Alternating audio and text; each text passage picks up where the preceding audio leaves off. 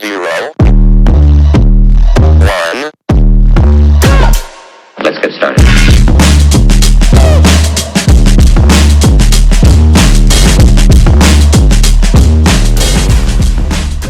Actually, I'm going to start with a bit of a rant. Oh, good. I do love a good rant. Are we on? Not really. Yeah. It's not a rant. It's just like, because when I don't really do much prep for these things. I just rock up and I'm like, oh, we'll see how it goes. Just going to talk. But the prep I do is like 20 minutes, maybe half an hour of like just jotting a few, because I know everyone who's been on it, so I'm like, I'll just jot a bit of shit down for like 20 minutes, half an hour of like, okay, what's the shit I've done with this guy? What do I know about him? What do I want to know about him? Yeah, 20 minutes, that's like it. And then I'll have like another 20-minute, half an hour thing where I'm like, I won't even write anything down, I'll just read it again and just have it like, just think for a bit, just like in silence, and be like, okay, I could stare down here, and that's like the most prep I'm going to do for someone like you, because I already know who the fuck you are. But like, all I was thinking the whole time, I was like, imagine, do you remember that trip we did when we went down to Ostomy? Yeah, Great like, Ocean Road. Yeah. And I was like 17 or 18, and we had that fucking... The commie. Yeah. And the commie was not roadworthy. It was. It had like 8 PSI in the tyres by the time we got to Coffs Harbour. I was like, fucking hell. Anyway, got us there, got us back. It was like all good. But imagine like us doing that shit and like trying to be fucking Iron Man and doing stupid shit. Imagine telling those cunts, like me and you at that age, that in like whatever year, how many years, 6 to 8 years time, we'd be sitting down doing a grappling podcast. Yeah, it's wild. Like, that's pretty fucking wild, eh? Just think about that. 100%. Yeah, that was a good little trip, eh? Like, that was... Fuck, how old were you? I was a grown man. I was like 15 or 16. I was young. Yeah, you were pretty young. I was like 17 or 18 because I just got my license and had that piece of shit car. I must have been 16 because I think I drove for a bit too. Yeah, you drove for a bit. That Commodore was sick. It was the only manual Commodore I'd ever seen. Yeah, that's why I loved it. Yeah. It was a sick little Commodore. It was Georgia, when I started dating her, I think that was like my second car I had. She fucking hated it. She wouldn't even sit in it. Because it was a rust pile. Like, the thing was just going to drop out from under you at any time. But hey, it got us all the way down there and back. That's like a 14-hour drive. Yeah, it's a solid stint. Yeah. You know, I've had a different car for every year I've been with him. Have you? What do you reckon about this one? This one I'll take to the grave. Yeah. That's, you got it, hey? When I was 17, it seems like a lifetime ago, but when I was 17, I was lifeguarding while I was studying at uni. And I'd listen to this podcast, and I was sitting in the tower watching the beach, and I'd always just have a notepad and pen there. Mm. And whenever the beach was quiet, you just like write some notes of what you're thinking about. Mm. This podcast was like talking about the difference between having a dream and a goal. And once you write it down on a piece of paper, it becomes a goal. Mm. And I remember at the time going, I'm 17, I'm so old, like I've already, like, it's a waste of time, I'm already 17. And I was like, oh, fuck. What do you mean? Yeah, legit. So I was just fucking around. I wrote down, all right, well, by 25, and at that time, it was a lifetime ago.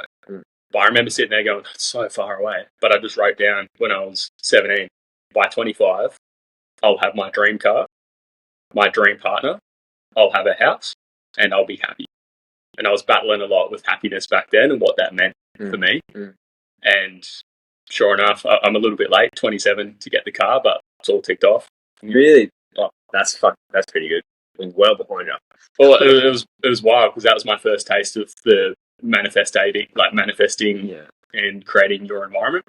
And it would have been long after that where you started probably putting that into practice, because you didn't do surf for that much longer, did you? Nah, I battled a lot with happiness around that time, just trying to work out what it was to me.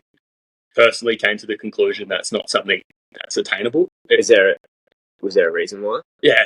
I think you know. Yeah. Okay, we don't have to go into that. No, I'm happy to. There's nothing off bounds for me. I've confronted all of that, but yeah, I was inappropriately touched, I guess is the best way to say it. Yeah. Through those clubby years as a kid.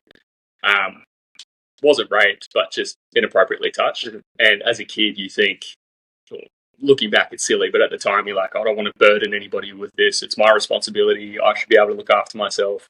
That mentality. Yeah. But especially being a young male too, that's probably just like the human nature thinking like that. Yeah, and it's interesting in retrospect, looking back on it, because it taught me a lot about expectations. And I had the expectation that friends would stick up for me, that, you know, people wouldn't believe obvious lies, and sick, twisted people like that spin a story of how you're the problem. Yeah. And other kids that are young and manipulative, if that's even a word, they buy into bullshit. And I learned at a very young age that you can't control what other people think. And if they choose to believe those things, it's out of your control, and the truth will come out. It's also what they're seeing too. Yeah. Like what they're seeing is completely different to what's actually going on, because no one actually saw anything of what's going on. You'd be surprised, man. Like, a lot of people seen inappropriate behaviour, and the amount of people that came to me in confidence and were like, "Oh, I don't know how you had the balls to say anything." Like, I could never confront that. And more hectically, like, people that have been raped coming to me going like, "Oh, you know, don't tell anybody, please, but it's just nice to talk to someone, and, you know, this is what happened to me." Man, it's devastating how often that shit happens. And I can't speak for other people's experiences, but keeping that inside fucking ate away at me. Like, I was not happy. How long did you keep it inside for, do you reckon? I didn't even confront my parents about it until I was like 25. It took me like 10 years, yeah. Really? Yeah. Did they know? Yeah, I think my mum was all over it, like, from the early days, was like, this guy's sus. But those sick people prey on that family environment, and they manipulate. And it wasn't just me. I don't want to like say any other family names, but there's other families that went through the same thing. And you got to think too, like, when you're a dad, it's like your job to protect and provide, and then those sick, twisted people manipulate you, and it's tough to deal with. And I think, like, sitting down and just putting it all out there and go, because something I learned the hard way is your imagination runs wild, and a lot of the time confronting the truth and moving on is like this small piece, versus what's going on in your head is like this. Yeah. So just saying it how it is, like, the truth will come out, and it came out for that bloke, like, all over the news, got convicted, and I was like, not one person reached out, not one. To you? No. Really? Nobody. When it happened? When it came out on the news, nobody was like, sorry for how I treated you, sorry for believing it. Really? No one. And that was a reframe for me of expectations. Like, I think it's unfair of me to assume that those people had the emotional capability to confront that. Yeah. And you can't assume other kids know how to deal with that shit. And you can't assume that those type of people are at the stage in their life where they want to confront that. And I don't have any control over that. But by confronting it, for me, was literally, bro, the best way I can describe it is like dropping a fucking brick backpack off my back. Yeah. Like, I just remember waking up going, if I don't wake up tomorrow, I don't care. Like, I'm over it. Yeah. And when you're at that point, it's like, well, fuck, if you're here, why not just call and have every conversation you need to, and just address everything today? Yeah. And then see how you feel. Did it. And then literally the next day I was like starting a new life. It's just, I am who I am. Sorry, how old were you when you did that? I'm guessing, thinking back on it, but it was probably early 20s, like 21, 22. Yeah. And honestly, man, that's pretty young. A lot of people hold on to that for a lot longer than you did. Yeah, I've got a theory. Like, I think a lot of people's like midlife crisis is kind of that confrontation period. Yeah. Just really confront your own shit. Yeah, you're probably right. I think it was 19 actually where I had those conversations. And it was good in hindsight, tough at the time, because you don't have like a good network of friends, because you're going through that kid phase and you don't know who your true friends are. Correct. And until you probably do something like that. Yeah. You're like, oh, who's hanging around? Yeah, and you learn a lot about, and in business too, this is definitely the case. People love to talk, but you learn a lot by seeing who actually walks the walk. And, like, I don't need, especially now, I don't need much. Yeah. And I very rarely will talk to anybody because I've just confronted everything. Now it's just like, oh, you having a bad day? Cool. Fucking, you deal with it, move on. But back then, I definitely could have used some reassurance. But the mentality of like, no one's coming to save you, it's your own. And again, this is just what worked for me. it's your own responsibility to sort your own shit out. And that's 100%. Once I addressed that, I remember when I was 19 and I had that that time where I was like confronting everything. It was kind of a full reassessment of my life. I think uni, I mean, that's a different conversation, but I think studying software engineering in general and building software was good for me because you can think you're building the right stuff, but oftentimes, like, you can write 1,000 lines of code and you can write the exact same thing in 10. And it's much more efficient. Yeah. So you got to be open to being wrong. And my dad was very much like that with building too. He would go, you're learning this process. This is the best way to do it that I've learned from my experience. Once you know it, if you find a better way, tell me, because I want to do it better. Growth mindset. Yeah. And also at times too, like you're saying with the code, to learn how to do it in the efficient 10-line way, you need to do it in the 1,000-line way. Yeah.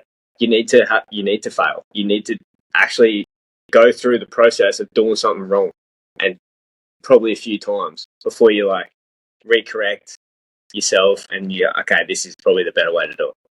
Yeah, I agree. And something I found that kind of translates between like business and sport and life really is not letting your ego get in the way. I'm a huge proponent of being a beginner, and I adopted that mentality from my old man. Like, I will do the best. You know, that frame, strong opinions held loosely.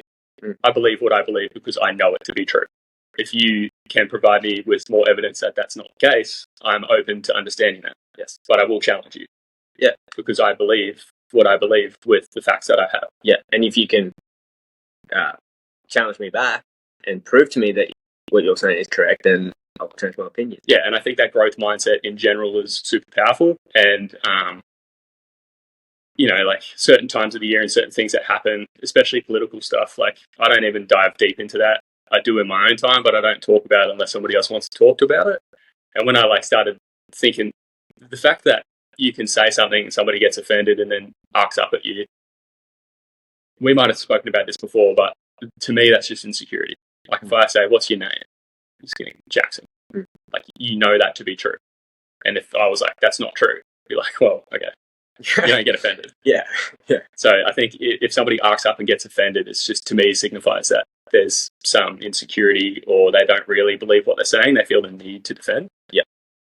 I don't really find that I have that with anything. Like, I do feel strongly about what I believe in because it's my experiences, but I am happy to be wrong and I want to have that conversation. Yeah. I think once you understand that as well, probably creates a kind of confidence about the way you just present yourself in everyday situations, because you know that no matter what happens, you're going to be able to deal with it in a way that's productive. Do you know what I mean? Like, I don't know really where I was going with that, but yeah, fuck, I lost the train of thought. I think I know what you mean, but like when you get into those situations, and again, this is just what's true to me. When you get in those situations where it's would cripple most people, I find I can just respond and deal with it. But for me, there's a difference between reacting and responding. Yeah. Like, most people react. Yep. And I think if you can emotionally regulate and choose how you want to show up as a person and choose how you want to handle those situations, it just, especially like in business and anything that is stressful, you can just operate to a much higher agency. And I have done a deep dive on this, and I have some deep-rooted insecurity and a superiority complex, but I think that comes from my dad's standards. Like, he's a chippy and a builder, and he works in millimeters when he's building cabinetry. Everything's got to be fucking millimeter perfect. Yeah. And if it doesn't hit his standard of fucking proper standards, then like you've got to do it again. Yeah, but if anybody in your life is going to hold you to those kind of standards, you want it to be your father. Yeah, and I think that's deep-rooted too, because, I mean, everybody that I know wants to do their parents proud. Yeah. So then when you have that standard and you're constantly chasing that standard, it kind of goes through all aspects of life. And I think once I learnt that's where it comes from, then you can choose how you want to react with it. How you want to respond to that. Like, you can choose, you know, like when you're feeling stressed, if you've got something for work that you got to deliver, or you're not doing well at jiu-jitsu and you really want it, it's just going, well, what are the facts, not feelings? The facts are you've done this for X amount of months and you put X amount of time into it. Was it intentional time? Like, are you studying outside of jiu-jitsu? Like, don't expect anything. And not expecting stuff has been very good for me. I don't expect anything from anyone. And if I want something, I'll put a plan together of how to make that happen. You know, we talk about this as well. People look at us and go, "Oh, you're so fit," and just think that it just fit. Yeah, it just happened. It just happened. Yeah, you just woke up one day and you're fit. Yeah. It's like, and people at work, you know, like will be, "Oh, I wish I could eat what you eat," and it takes, you know, a lot of the time I'll snap and just not snap, but just politely say like, "Or if you had the same routine I had, you could." And a lot of people like take a step back and like, "Oh, what do you mean?" And then we have a productive conversation. But I find it interesting because a lot of people that I know in my life talk about like losing weight. I had the opposite challenge of putting weight on, and I was not happy with how I looked. But you don't know any different. Like, what do you mean you weren't happy with how you looked when you were skinny? When I was skinny, so when I was battling all that stuff mentally, when I was like really like probably 15, 16 through to that 19, 20, they were just like hell years for me. Like, I was studying and I was still like a happy person, but I just didn't really have a purpose. And, you know, you have all these things of like, oh, you should be able to carry yourself. You should. And just killing those expectations of like, well, it is what it is. And when people ask me, I'm just going to tell the truth. Yeah. And I think from what I observe, people find it very hard to tell the truth because it's very confronting. Yeah, it is. Like, it's so cliche, but it's like the truth sets you free, and it does. 100%. It does, but it's also so hard sometimes for some people, for certain subjects, to tell the truth about. And I get that, man. Like, for me, talking about like being touched inappropriately, it was super uncomfortable just to say it, like just to get the words out. It's still a heavy thing to talk about. Yeah, like it's not easy to talk about, but you know, I got really close people to me that have been abused, and it's the same thing. Like, they don't want to openly talk about it. They want to like keep to themselves and deal with it and live their own happy life. And I fully respect that. Like, yeah, I had the opportunity to take that bloke through the court system and had heaps of evidence and heaps of people that would back me with statements. Yeah. But at that time when I was young, I made the selfish choice of I don't want to waste 3 to 5 years of my prime life pursuing this. Yeah. And I spoke to... Oh, so you didn't pursue it? No, I spoke to a detective on the phone, and again, like the software is just like, tell me the facts. Like, yeah, what's it going to take? Yeah. And it was like a 3 to 5 year period and no guarantee anything would work. It's just like a bullshit system, like heaps of evidence. Mm-hmm. And then at the time I came out and was like, well, this is, again, the true thing. I was like, this is my experience and what happened to me. You know, fucking believe it or not, I don't care, but he's on the news now. Proof. Yeah, this is what happened to me. The amount of people that reached out, like, oh my God, this sick fuck's in my neighborhood. Thank you so much for telling me. Like, I didn't even see that. Just that exposure in and of itself, like, he has no life. Yeah. Like, completely ruined. Yeah, I remember when it all came out, I was talking to my wife about it. She actually messaged you, I'm pretty sure. Yeah. Yeah. And she was like, because we kind of knew a bit was going on, like, I didn't really get into it. I wasn't involved in that side of things much. Like, I was just, you know, I was a young kid too. I was separate from stuff. But yeah, it's definitely an honourable thing to speak up like that, because, you know, there's a lot of people that can look at that as inspiration and, you know, move forward in their own lives. Yeah, I mean, it's nice to hear that. It's just not where it like originally came from. It was like, again, it was the selfish thing of desperation. Yeah, I can't carry this. Yeah, I can't live like this, and I can easily understand why people that feel that. Yeah, and it's hard to explain. It's hard to put into words. Like, it's deep rooted. It's probably depression, but it's just like deep rooted sadness, and you feel sick all the time. Like, just sick in the tummy. Like, you just feel sick. Mm-hmm. I just knew I couldn't carry that forever. Yeah. And it wasn't like an overnight process, but you could easily see why people would just go on antidepressants to kill that feeling. Yeah, for sure, I understand that. But again, for me, I've always had this frame of like, what's sustainable for 6 months? So if I'm in a working season or a training season, I look at it as, well, can I sustain this for a 6-month period?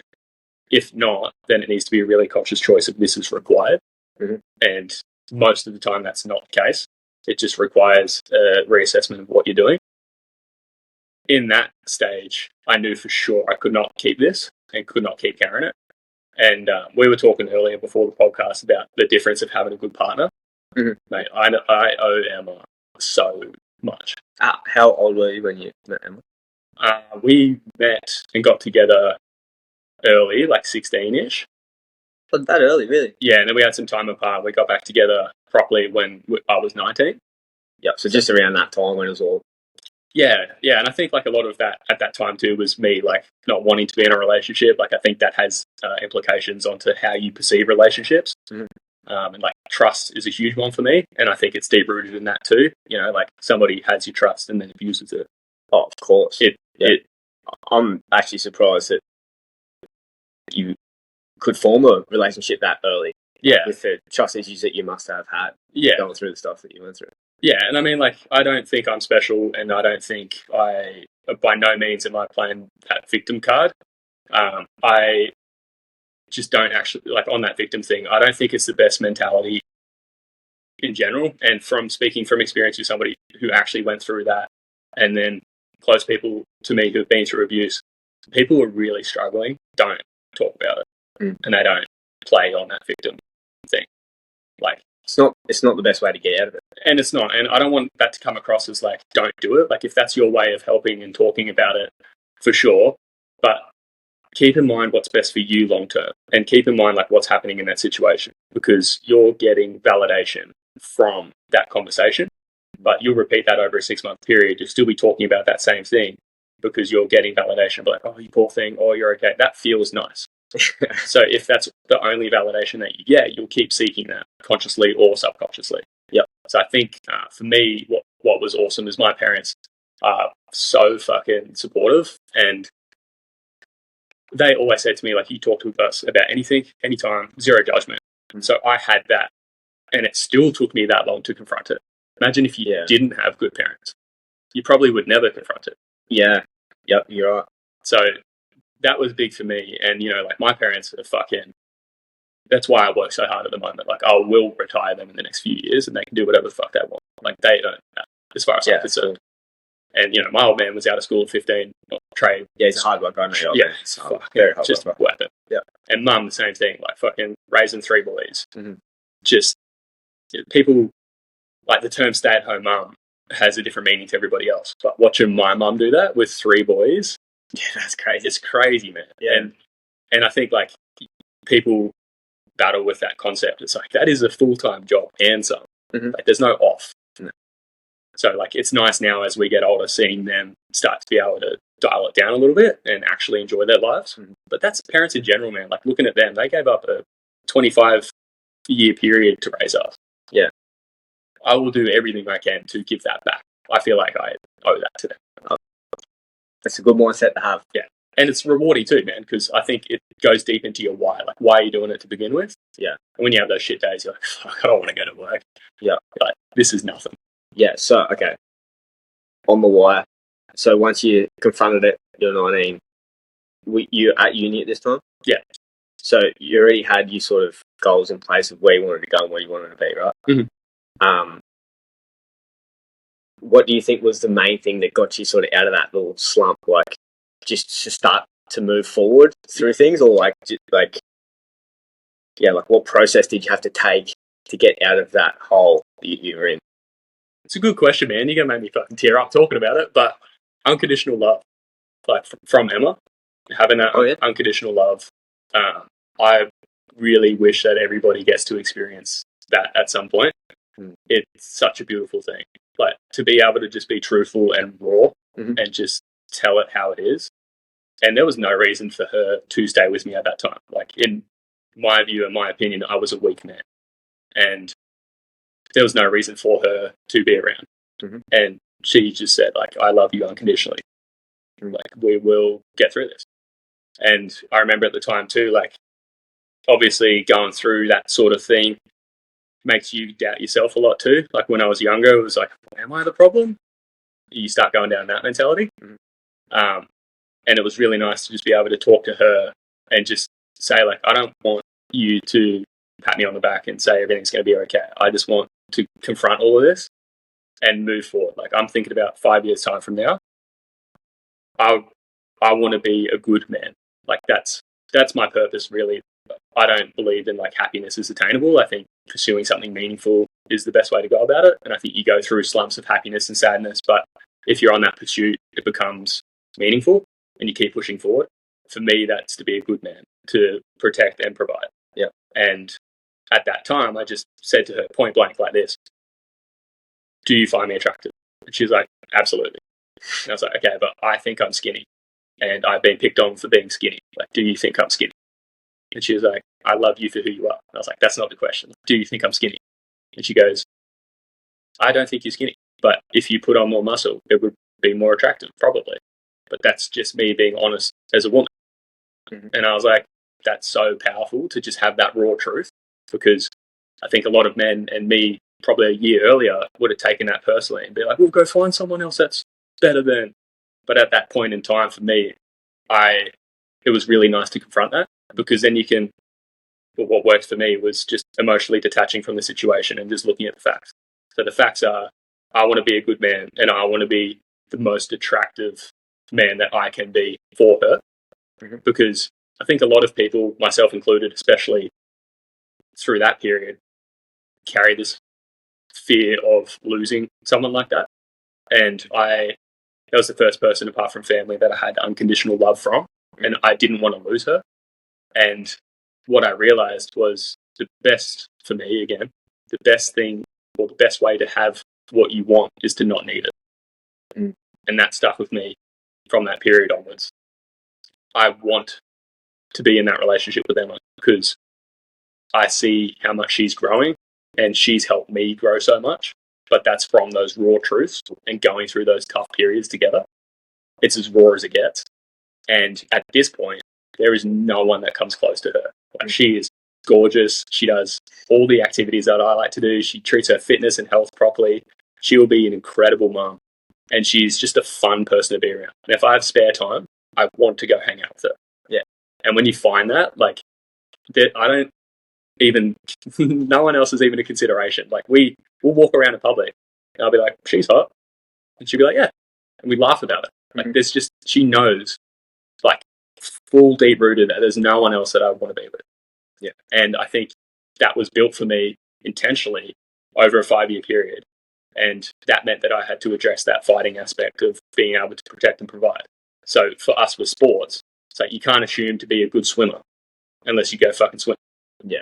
You can't assume that, and I hear this, especially in men a lot. Well, if I needed to in the situation, I could beat that person up or protect this person. How arrogant are you to assume that you can do that? Like, you've never been in that situation. You go into fight, flight, or freeze. You've never been in that environment. You don't know. You're assuming. And I wasn't willing to leave that to risk. So I'd spent those 2-3 years learning MMA, jiu-jitsu. And then what was amazing is I was, again, maybe it's like how you carry yourself, but I was no longer picked on. And I think it's just because I knew if a confrontation came, I was no longer reacting. Yeah, it was, you probably had a bit more confidence in yourself. Yeah. I think a lot of it, looking back, is like how you react. When you're insecure and you don't have those skills, if somebody arcs up at you verbally, you respond and arc up at them too. Once you have that skill set and you know if it's going to go, fine, like, we'll go. I think you carry yourself a lot calmer, and they'll arc up at you and you just respond calmly. And the situation itself never escalates. Yeah. Or at least that's been my experience. Yeah. It's like, that was through starting. Did you start MMA first, did you? Yeah, I did 2-3 years of MMA at a place called BBA. Benny Alloway, he's an ex-UFC bloke. He had a gym in Burleigh. And that was super fun, super great bunch of people. Yeah. And so when you started that, were you doing CrossFit then at the time as well? You didn't start CrossFit until later, hey? Yeah. CrossFit was a different chapter. So through that period, I was focused mainly on just learning self-defense. And I think it's like, when you've been taken advantage of, you also have that in mind too, of like, I don't ever want to be in a situation where I have to let somebody else dictate what happens, especially with Emma. And then thinking again in the future, what if you have kids? All it takes is one situation with a bigger dude. If you're unskilled, you don't get to decide what happens in that situation. Yeah, that terrified me. It should terrify everybody. Yeah, I couldn't like live life like that. And I knew that there was just a process that I had to go through. So I started it, like, learn how to fight. Yep. There's this chick named Michaela that fucking whooped me. She would have been like 60 kilos. But I was walking in all arrogant, like, oh, I'll be fine. I'm fit as, you know, grew up doing sport. Beat the shit out of me, dude. She lives in my head rent free. Yeah. It was awesome because it was like, oh, that's skill. This is arrogance. Yeah, and that's good that it happens immediately when you start doing something like that. Like when I started jiu-jitsu, it happened straight away because I was probably a bit egotistic and arrogant growing up and as a young kid, you know. You don't know any different. Yeah, exactly. But I thought I was humble. Do you know what I mean? Yeah. And then when that stuff starts to to expose itself to you once you start doing something that's super confronting, and you're either going to quit and be like, oh no, I don't want to do that, or you're going to have to lean into it and confront it and be like, okay, that just, the first thing it does, like with jiu-jitsu, was just, okay, it humbles you a bit more. Yeah. You're like, oh, okay, I'm not very good at anything. Like I thought I was an athletic dude. Yeah, no, I couldn't handle myself if shit hit the fan. Yeah, and I think it's, it might have been your experience too, but for me, and we spoke about this recently, the stakes. Like every other sport is a sport. You lose, it stings. But like when you're at a jiu-jitsu comp, for example, and you're like, go, and the ref says go, you're trying to put that person to sleep or break something. And if you lose and you quit by tapping, in real life, you'd be dead. Yeah. It's if like, there's no ref there, you're dead. Yeah. And just having that level of like, oh, this is like tamed down to a sport, but this is real life.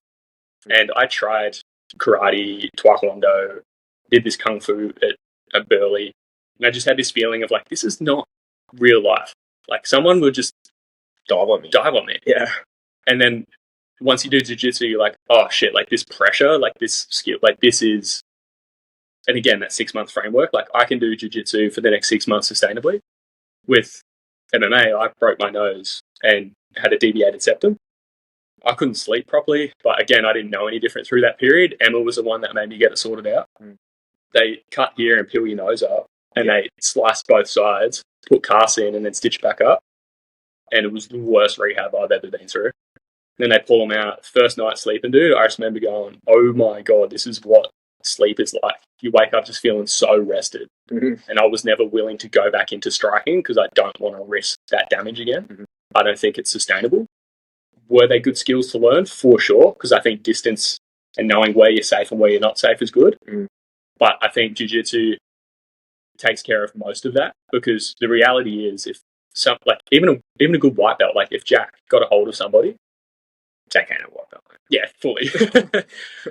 But you know, if he gets a hold of somebody, even Luke, he's still a white belt. If he got a hold of somebody in a situation that was escalating, my money would be on him. Yeah, you know, and anybody who knows how to fight is not looking for a fight. Yeah, for sure. Like this, that's why I base all this stuff off, because the kindest, nicest people to be around are people who are going to war every day doing jiu-jitsu, like, because they understand what true confrontation is like, and they're like, oh, I don't want any part of that. Yeah. Like, no, thank you. Yeah. And I think confrontation itself is a skill that can be built. And I'll share this because I think it's beneficial. When that period ended, Emma asked me to come into gym to try CrossFit, and I was like, no, I'm not doing it. No, it's not for me. She goes, how do you know? Like, again, being challenged. And I was like, well, and I started thinking, well, I'm just repeating what I've been told. Yeah. Like, it's dangerous. People get hurt. It's heavy weights. It's uncontrolled. I'd never been there. I was just repeating what I was told. You don't know what you don't know. You don't know what you don't know. But especially when I was younger, you like to form opinions because everybody wants to have an opinion to feel validated, to feel heard. And the older I'm getting, like, the more you know, the less you know. Yeah. I know what I know to be true, but that might be different for you. Yeah. And I'm fine with that. And it may not be true. Yeah. That's just what you're going to have to accept. Yeah. And I'm happy to, like, have that conversation because I want to learn and grow and understand people's perspectives. But when we went to the gym and I tried it, the head coach at the time was like, just incredible. Like, probably the same as jiu-jitsu. When you walk in, you're like, how is this even a real thing? Like, I thought I was fit, and my understanding of fitness is here. I thought I was fit. These guys are operating here sustainably. There's like 50-year-old dudes in here whooping the young kids. Obviously, it can be done over a long period of time. What the fuck is this? I remember watching the coach do the demo. He was doing some barbell work, and everything just looked beautiful. And then he was doing this brief explaining handstands, because we were doing some handstand practice before. He kicks up into a handstand, and then he's still talking to the class as he's doing it. And he's like, so what you don't want to do, and he's like showing the different angles, and he goes, you want to make sure you got your head through, locked out, and he's talking whilst he's demonstrating this handstand. I'm like, fuck this guy. It's just insane. Yeah. And then I found out later that he'd been to the CrossFit Games in a team and placed third in the world. So he was, at the time, a weapon. Yeah. And he said something to me that stuck. He goes, I will always do CrossFit for the rest of my life in some capacity because of the functional movement and the functional fitness. Like when you pick something off the ground, like just how you brace properly, how you hinge from your hips, like you're doing stuff that's, again, like can be done over a 6-month period, you'll avoid injury. Yeah. If you repeat a movement, like if you pick something off the ground 1,000 times, yeah. If something's slightly wrong, you're going to put your back out or your hips out or something. And that 1,000 times might take you 10 years. But if you do it, you'll get injured. Man, it took me 17. Yeah. Like when I was 17, 18, that's when my back started going because we were, young, pretty impressionable kids getting flogged by old school coaches that saying, don't worry about how you feel, just keep going. Yeah. I mean, bro, to touch on that, that is something that I will be forever grateful for, but for the discipline standpoint, like, man, even talking about it to people these days, they're like, what do you mean? Like, we'd get up at 4:30, we'd be in the cold pool at 5, we'd swim till 6:30 at least. You would do 5 kilometers of swimming every morning. Then you would run during the day or in the afternoon, and then you would have either a board paddling or a ski paddling session. And you would do that 6 days a week. Yeah, it's a great way to spend a couple of years. Mate, it was just everything. And I remember going into uni, like, I'll give this last season a red hot crack, and then I need to, there's more to life. And when I did it, that was when Kingy was coaching at Currumbin. I learned a lot from him from the discipline side. He was great in, it was very simple. It's like, at the start of the season, what do you want? It's like, well, I want to place like top 5 in Australia for the Ironman. And at the time, I was like, yeah, I think I can do it. And he's like, all right, well, I know what that takes. Are you willing? And I was like, yeah. So I just dedicated that time. It was brutal. And, you get phone calls at 4:50 in the morning, like, where are you? Yeah. Like, fuck, I slept, I'm coming. Yeah. And then you get punished, you have to do more because you're late. Yeah. That discipline side is awesome. And it paid off. Like, I ended up getting 4th at Aussies in the Ironman in under 19s. Really? Yeah. I didn't know that. That's a great effort. Yeah. And I remember the event clearly, man, because the ski paddling was first, and me and my brother Ethan, he was in there too. We got flogged on the bank, like trying to get through the waves in the ski. We were last in the field. And we came around, and then it was board second. And back in the day, like, I was a weapon board paddler. Yeah, that was definitely your strength. Yeah. So I was just angry because I'd given that whole year up. And I was like, fuck, this is no way this is how it ends. And I just went to town, and those guys were getting slammed on the bank, and I snuck out, and everybody back in the day would cruise around the cans. Like before they come back to the beach, they would get a few breaths. I would grind through that period. It's just a different mindset. Like they're resting, so I'm going to double it. That put me onto this little runner, and then I got a wave, and then I was first, second, and third on this first wave. And I was like, what beach was that at? I want to say Karawa. Pretty sure it was Karawa. Okay. And then I remember running up the beach, running around the flags, and I was like, all I need to do is execute. I know I can swim. All I need to do is execute. And we were coming up, and then you remember Josh Brownie? Yeah. Yeah, so he was in 4th, and we did the swim leg, came in, first and second were gone, and I remember getting up and looking at him and going mixed emotions. Because you can fucking swim, that dude. Yeah, and we stand up to run, and I know that we'd both given everything that year. Yeah. I looked at him, and it was that friendly competition of it's on. Yeah. You're not taking this. And then I just remember running up the beach with the goggles on. I didn't even take the goggles off. I was just so in it. And then we turned the corner, and we sprinted, and then I went past this first flag, which I thought was the finish. So I put my head through, and then peeled the goggles off, and he kept running. And then I looked up, and I stopped early. Oh yeah. That ate away at me for a little bit. You got 4th. He got 3rd. He got 3rd. All right. But yeah, that sucks. it definitely did at the time. But I look back at it now, and it's just numbers. And if anybody was to place ahead of me, he worked just as hard. Yeah, the main point of that is the year that you put in. Yeah. It's not that one race. No. Yeah. And just knowing that, if you... it's having the confidence knowing that if you want to achieve something, you can do the daily things that need to be done to get there. Yeah, and I think a lot of people, in at least what I've observed, have these expectations that they put on themselves, which are unfair and ends up making you live a happy life. There's a great saying that I love and say often: happiness is reality minus expectations. If you don't have any expectations, your reality, you're just happy. As soon as you start putting expectations in, your happiness decreases. You know, like, we're doing a simple thing, we're just having a podcast together. I'm getting a lot of joy and happiness out of it because I like speaking to my friend and just hanging out. That's why I'm doing it. Yeah, but if you had a lot of expectations of like, well, you know, I don't know, maybe you starting the podcast, your expectations like this get this amount of views or this would get this, you set yourself up for failure. Yes. So that taught me really early days of, if you expect something, you got to have a backing behind it. Mm-hmm. You know, like if I expect to place top 5, I have to have what would be fair to say a big foundation. Mm-hmm. And I carry that into business too. Like if I expect to retire by 30, there's got to be a shitload of work behind that. Yeah. And there is. And I'm carrying that momentum and I'm on track to do that. Yeah. But it's because you decided at a really young age, like the whole 10 years for an overnight success. You heard that? Yeah. That's so true. Because people see the success, but they don't see any of the work.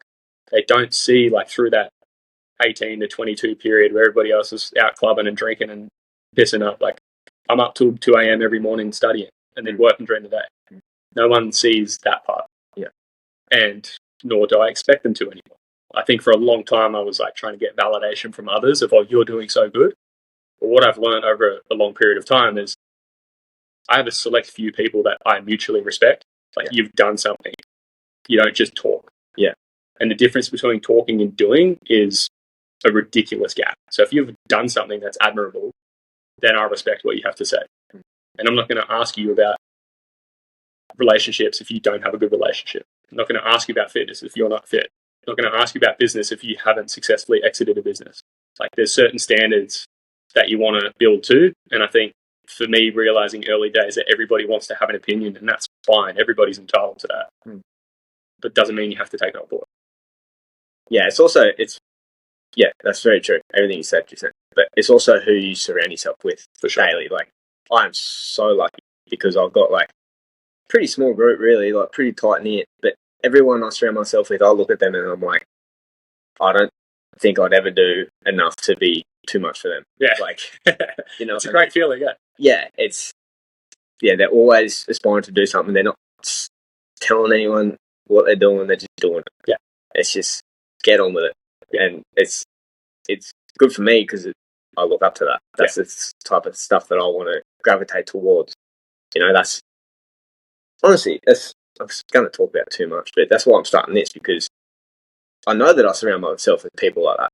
You know, like, why not talk about it? Yeah, and that frame of surrounding yourself with people was super strong for me early days too, because I remember having this epiphany of, if that's true, and I've heard that so many times, if I listen to podcasts of the top 1% people in their respective fields, and there's 5 or 10 podcasts, and I listen to that every day for 6 months, I can expect to be in a much better position because my people that I'm surrounding myself with are those. Like, you're literally sitting in on conversations with uber successful people in their own rights. Yeah, you are what you ingest, like food or otherwise, you know, like the information you take in, that is the information you are inevitably going to give out. Yeah, and I think that whole input equals output framework, like it's as simple as that. Like, what are you willing to put in? You can expect that to get out. If you say, and this is a personal pet peeve, everybody's free to do what they want, but when I hear someone say like, oh, I just wish I won the lotto, I can't wrap my head around leaving that to chance. Like, if you're saying that, how bad do you really want it? Because if you do, making $1 million is not that hard. Like, you can make 83 grand a month for a year, and that's $1 million. Yeah, it just requires a bit of hard work. So you sell something for, like, if you sell 9 things for 10 grand a month, there's your $1 million. Mm-hmm. Or you sell 18 for 5 grand a month, there's your $1 million. Like, you can break it down into really achievable small chunks, work out what you're good at, start testing it, and then build from there.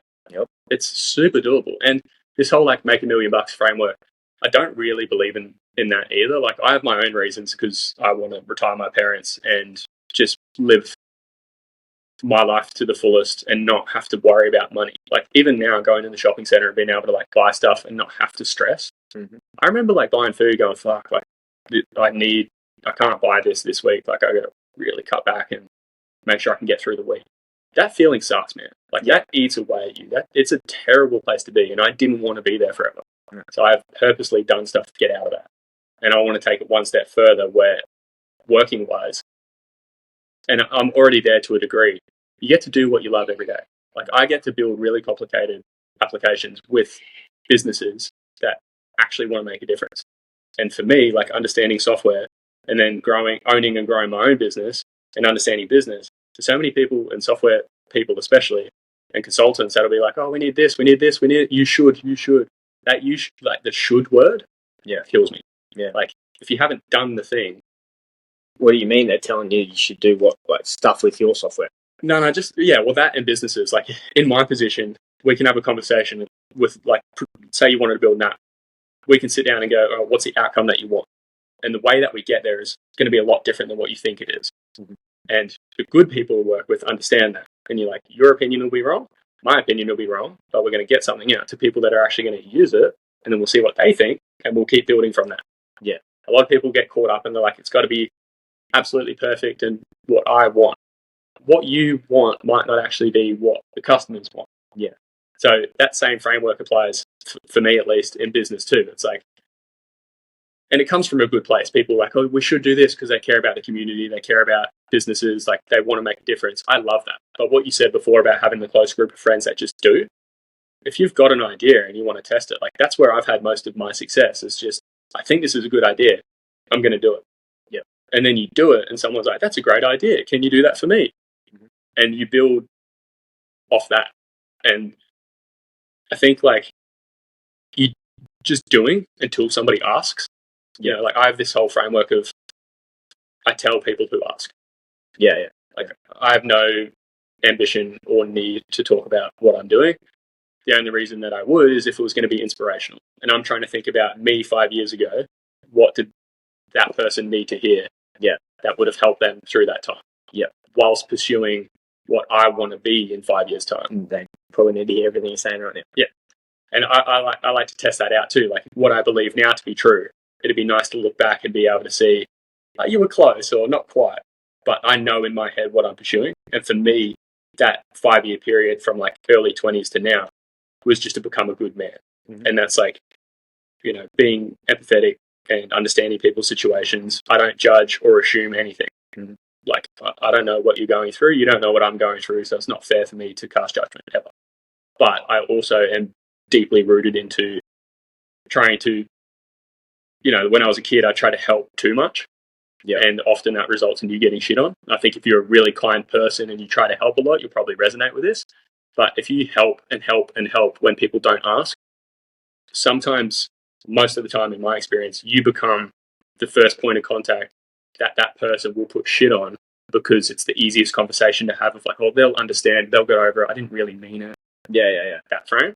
Yeah. You cast yourself in a light that you don't really want to be.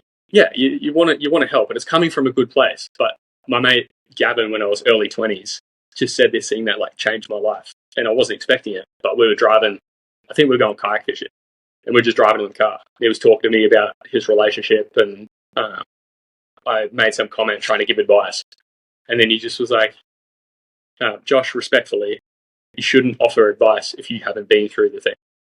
Yeah, I know you're coming from a good place, but." You know, yeah, what have you done? Yeah, what have you done? Yeah. And I just remember sitting back in the chair going, fuck, he's so right. Like, I'm coming from the good place of wanting to be able to help. But if I haven't done the thing, who the fuck am I to give advice? Yeah. So from that point on, I've been very much shut off from offering. Like, if you want to talk to me or you want my opinion, I'm more than happy to share from my experience. So I'm never going to tell you what to do. Yeah. I think that's the best way to go about it. Yeah. It's just what's worked for me. Yeah. Well, if it's any consolation, we didn't see each other for a long time. Yeah. Like when not from like any reason, we just, it's life. Yeah. But from seeing you as the person that I used to hang out with, going through the surf club, you definitely were a bit like, maybe had a bit of an ego. Like so did I. Everyone did. And, you know, you can see your personality and, you know, you're going through shit that we didn't understand at the time. And from having that time away from you and then now, like, we're hanging out a lot more now through jiu-jitsu and, you know, you've gone through all this shit. I can tell that I see a massive difference in you, man. Like, the man that you've become is far different than the man that I thought you would become. From my perspective, like, you know, we weren't like crazy close friends or anything, but we were definitely acquaintances. Yeah, we're still hanging out. Yeah, you know, from seeing you go through that as a young kid to having a big chunk of your life that I didn't see, and then now, oh mate, it's crazy. I'm like so glad that has happened. Like, I'm glad this shit's happened to you. But I'm so glad that now we've reconnected through this jiu-jitsu, and then to see the man that you are now and be someone that I'll love to hang out with, you know. And I'm like, okay, it's cool. I get to spend a bit of time with this person. Yeah, you know.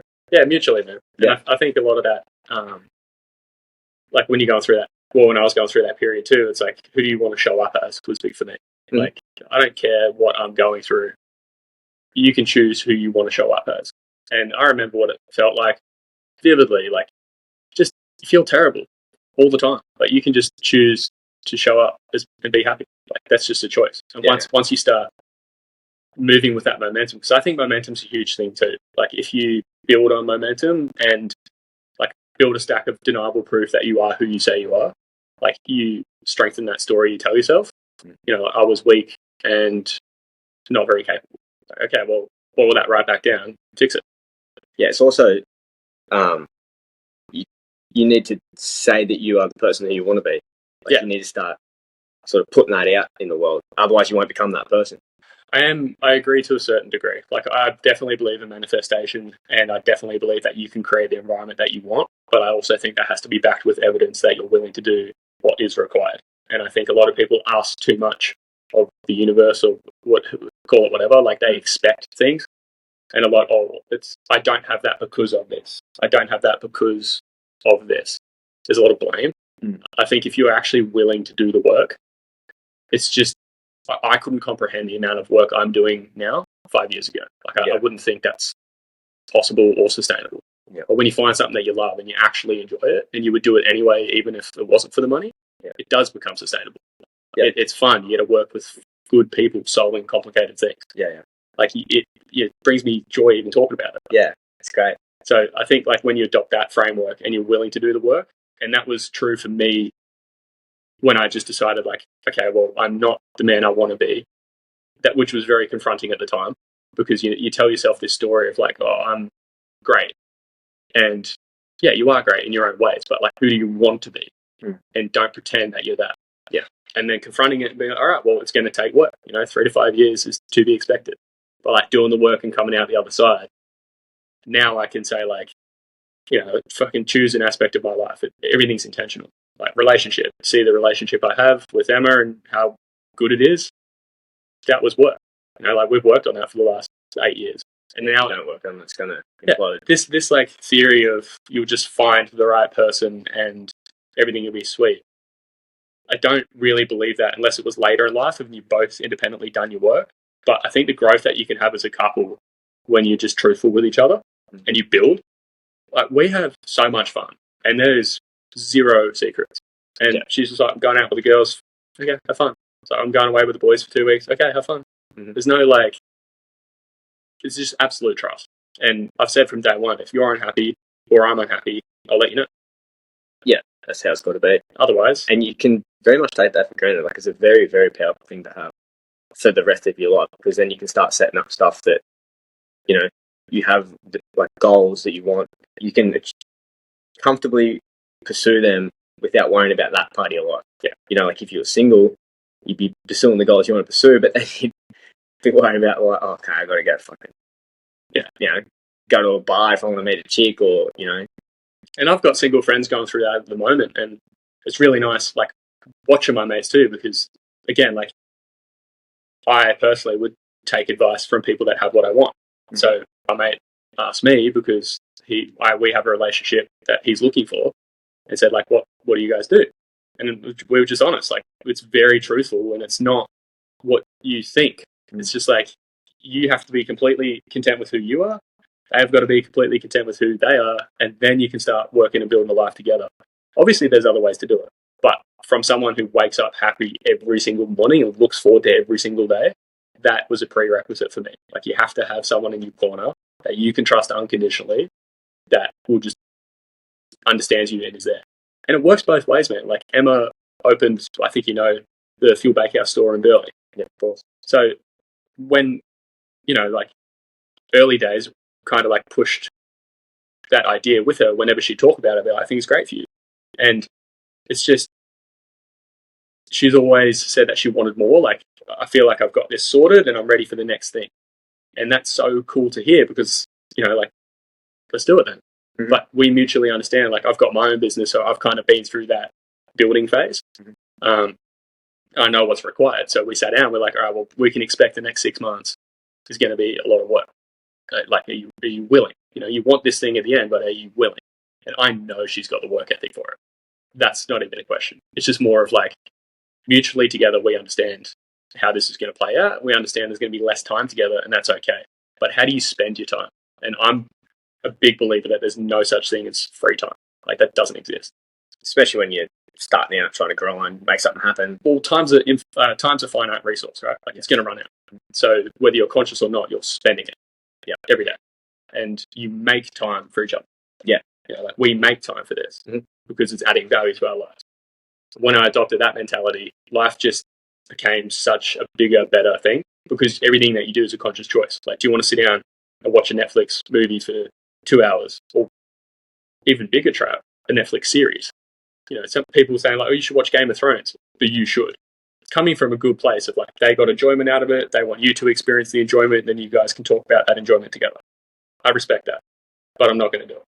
Yeah, it's such a time waste. It's not even, I guess, you know what I mean? Like, but it's a lot of time you have to put aside for that. Yeah, and if you're willing to invest that time and it brings you happiness, great. But, like, look at it with facts, not feelings. If you watch that, where would you expect to be at the end? Oh, mate, that's coming from... I've watched Game of Thrones 3 times through. I don't watch shit anymore because of that reason. But again, I'm addicted. Yeah, but realizing that addiction, that addictive personality is one thing, but realizing what the facts are, like, it's you up against a multi-million-dollar company that has built a team to try to get your attention, and they make money off you watching it. Yeah, for sure. That's a massive thing you have to learn. Yeah, and I don't think there's a lot of tools around that. Like, building software has given me a unique perspective too, because when you build it, you're trying to think about what would the customer want, why would they use it, and you're trying to, like, completely destroy what you're building, so that as you build it up, you're solving the actual problem for the person. Mm-hmm. And that applies to social media as well. Like, when you're doing reels and shorts, like, there's a whole community around, like, how to create more engaging content because it's a business. People get money and partnerships, affiliates from views. So you got to realize, like, when you jump on your phone, whether it's intentional or not, it's a battle. Like, you're battling a multi-million-dollar organization that's trying to get your attention. Every single part of that phone is trying to get your attention. Yeah. And I think every app, every time you just look at it, it's trying to invite you in. Yeah. And I don't think people give themselves enough empathy for falling for it. Like, oh, you finish looking at it. Pay attention to how you feel. Like, do you feel guilty, like you wasted time? Because I do. Oh, yeah. And that's okay. Yeah. But realize what's happened. Yeah. And then train your environment so it doesn't happen again. Yeah, it's building the habit of acknowledging what happened. Yeah, facts, not feelings. Like, oh, I feel tired, so I'm just going to have a quick scroll. That's fine, but make sure it's an intentional choice. Like, factually, you chose to do that, which is fine. Yeah. And when you finish, the feeling, like, if you choose to do that, the feeling should be, like, I feel good. I spent my time. I feel I got what I wanted out of it. Yeah, now I can put that aside. Yeah, like, bro, if you're super run down and you want to watch a movie with your partner and just sit there and cuddle, great, do it. But know that that's, like, quality time with your partner. You're relaxing together, and when you finish, you're like, I feel relaxed. Yeah. Don't fall in a slump of doing it every single day. Yeah. And again, if you want to, and that's your way of spending time together, fine. But, like, run that scenario through your head of what do you think your life will look like in 6 months. So that was very confronting for me because I I kept saying, like, I'm gonna, I will. But when I looked at my actual routine in the week, like, all right, if I take that week and rinse and repeat it for the next 6 months, where can I expect to be realistically? And it can be within a variance, but you can get an idea of where you're meant to be. If I swapped out watching Netflix each night for a 2-hour business podcast, over a 6-month period, you could assume that you're going to be much better at business. Yeah, absolutely. So I've adopted that and have built a routine now that, most people would not like to do. They probably could do it. I don't think it'd be sustainable. But for me and my hobbies and what I'm interested in, it works for me. And I think if you build your life around what you're passionate about, it is sustainable. And I really like engaging with other people that have done that because it's very clear that they're living an intentional life. Yeah, they're not wasting any part of it. And that's, as I said before, the little community we're hanging around, that's the type of people that we are hanging around, people that don't waste time. Yeah. They just get on with what they need to do. Yeah, and it's so incredible seeing the mind shift change too, because I'll give you an example this morning. I woke up, my hips haven't been that good recently. I've got an adjustment yesterday, and I was like, oh, we'll see how we go. And then Emma wanted to come for the run this morning too. And I was like, sweet, how good, let's go.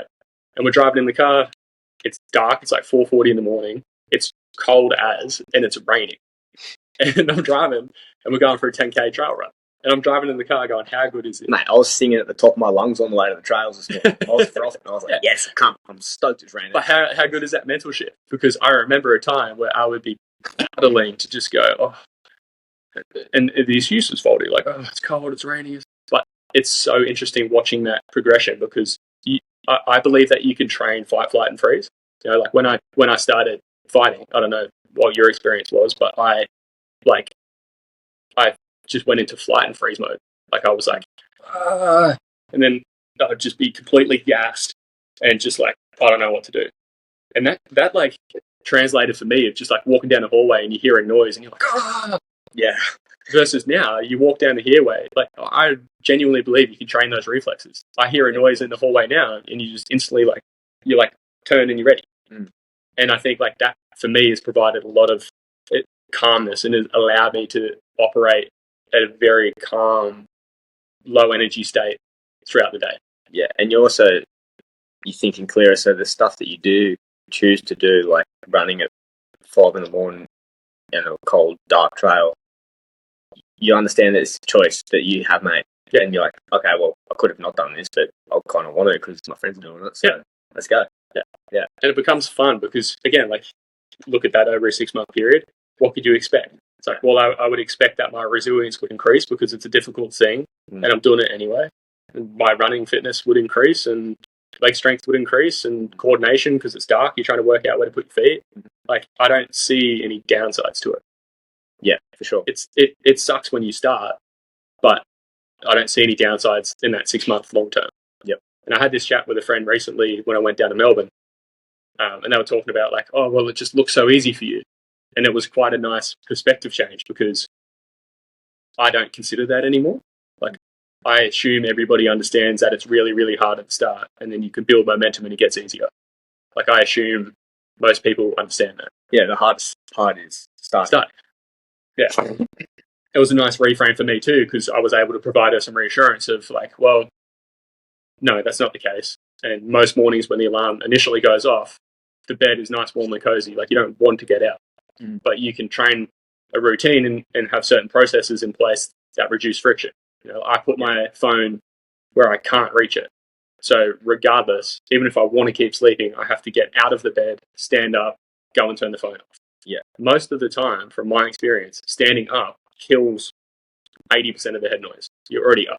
Yeah, it does. You're 100% correct. So finding those little habits and hacks has worked really well for me over that long period of time. But I would just say the best thing for me is being a beginner. And I'm a huge believer of always being a beginner at something because it's how you get humbled. And like you said before, you don't know what you don't know. Don't know what you don't know. Yeah, I agree with that 100%. The beginner mentality is huge. And I think jiu-jitsu 10x that. Oh, yeah. That mindset of being a beginner and always learning, always having that mindset of learning. 2 secs. Oh, yeah, sweet. Yeah, always having that mindset of learning. That's what I've got a bit of time off now and I'm starting to do something that I have no business doing because I just want to learn some stuff and just figure it out. Yeah, but I've got no doubt that this will blow up if you want it to blow up. But that'll be the difference. It's what you want out of it because your mentality and approach towards everything, it's You don't come into this with expectations. You're like, this is a new skill. I don't assume I know anything. I'm going to be a sponge and learn what I need to know as I need to know it. Yeah. Don't get into it thinking that you're going to kill it. Yeah, and this is a problem too. Like a lot of people, not a problem, but this is what I observe. A lot of people carry that mentality into every aspect of life, and they assume and have expectations that they should be able to do X. It's like, take yourself out of the equation and put a different person in there. Would you expect them to be able to do it? Yeah. A lot of the time, it's like, well, no, they haven't had any experience in X, Y, Z. Yeah, it's like that paralysis by analysis. Like, everyone's got... I like that. Yeah, everyone's got it because, like, everything you try to do in this day and age, there's always someone that's really good at doing it. Like, everything. Because the world's only getting smarter. There's only more information being fed out to everyone, you know? Everyone knows a lot of shit about a lot of shit these days, you know? So it's hard to, like, find a little niche this day and age. But it's also, like, the paralysis by analysis thing, what I'm saying is a lot of people expect to start something and automatically be like the people that they're watching doing it. Now, they don't understand that they have to go through like being terrible at something, and they're not really willing to be terrible at something and figure it out. Yeah, and I think at least what worked for me is the intention. So when I was super young, like going into uni, the reason I started was because my family, we didn't grow up with much money. Like It's good, but I was going to ask you, so go down this rabbit hole. Yeah, we what is it? Oh no, God. Keep on. Sorry, you started uni. The reason why? Yeah. So the reason why I started was my family again. Yeah. Was my family. So, like, I've always admired my dad and his work ethic, and I've always admired my mum and her ability to be compassionate and understanding, and actually, you know, I learned a lot about how to be disciplined and get results from my dad, but I learned a lot about how to be compassionate and still love yourself in the process from my mum. When we were young, man, like, you don't know any different. Like, I only learned when I was older that we were tight as on money. But as far as I was concerned as a kid, we were living in a cul-de-sac near the beach, and I didn't see barely anything of my old man until I was like 8. And he was running his own business and going really well. But again, like, if you own your own business, and this has been really insightful for me learning through his experiences, if you don't allocate time for what you want, you know, like if I say I'm going to give an hour to my relationship this week, how do you think that'll look in 6 months? Like, you can expect the relationship to be pretty shit. I learnt that from him, and you know, I thought we'd won the lotto or something when I was a kid because Dad was around more, and I was like, oh, how good's this? Like, Dad's coming like to Nippers on the weekend, and he's getting active and coaching. Like, this is the best. Dad's around. Yeah. So for me, I was like, oh, this is the best. I didn't realize till later in life that some heavy stuff had happened, and the business ended up like he got screwed, and the business collapsed. That's heavy, and to see his resilience and just the ability to pick himself back up with 3 boys. Yeah, you didn't know that happened. I didn't know anything. Yeah. Not till I was like mid-20s. Yeah. And not once has he ever complained. Ever.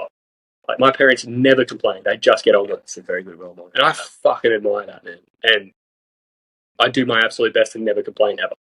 Yeah. For that reason. Like, who the fuck am I to bitch? There's somebody out there who has it worse that's doing better. And like, watching that was just super inspiring, and it has instilled into me that I want to be around a lot for my kids, like my parents were for me through that, you know, nipper stage, through the very important development stages. Yeah, and I would like to be around more in those earlier stages too. But again, the facts, not feelings. The facts are you need a certain amount of income to cover expenses, and then you can. So you can solve that problem once you know what the problem is. But watching that as a kid, I was just like, fuck, this is epic. And then as I got older, we needed our computer fix. And we paid $300, which for us at the time was a lot of money. And we got the computer fixed, and then it broke the day after. Yeah. And I was like, it normally does. And I was like, what the fuck? Surely this, and maybe this is like, again, the entitlement, or not entitlement, like the superiority complex of like, well, it can't be that hard, I'll just do it. Yeah. So I just like started watching YouTube videos and learning what the pieces of the computer were called, and I just pulled it apart, and I was like, oh, I'm pretty sure this is the problem. Can we spend $20 on this piece? And we did, and it fixed it, and it worked. And I was like, I want to be able to do that for people. Yeah. I want to be able to solve complicated things for people that can't do it, that are good people that are now getting screwed. Mm-hmm. And that has kind of like developed through the years. So it's very organic, because I didn't know this about you. Like, I know you went software, but I didn't know, like, for me, that was like a weird thing to get into. Yeah. But dude, look at our environment. Like, we grew up doing fitness and sport, and like, we're fit, active, healthy people. And that wasn't tech people. I think it's shifted a lot more now, but that's not your traditional tech person. So from that experience, right, that's when you knew? Well, I knew that I wanted to solve the money problem for my family.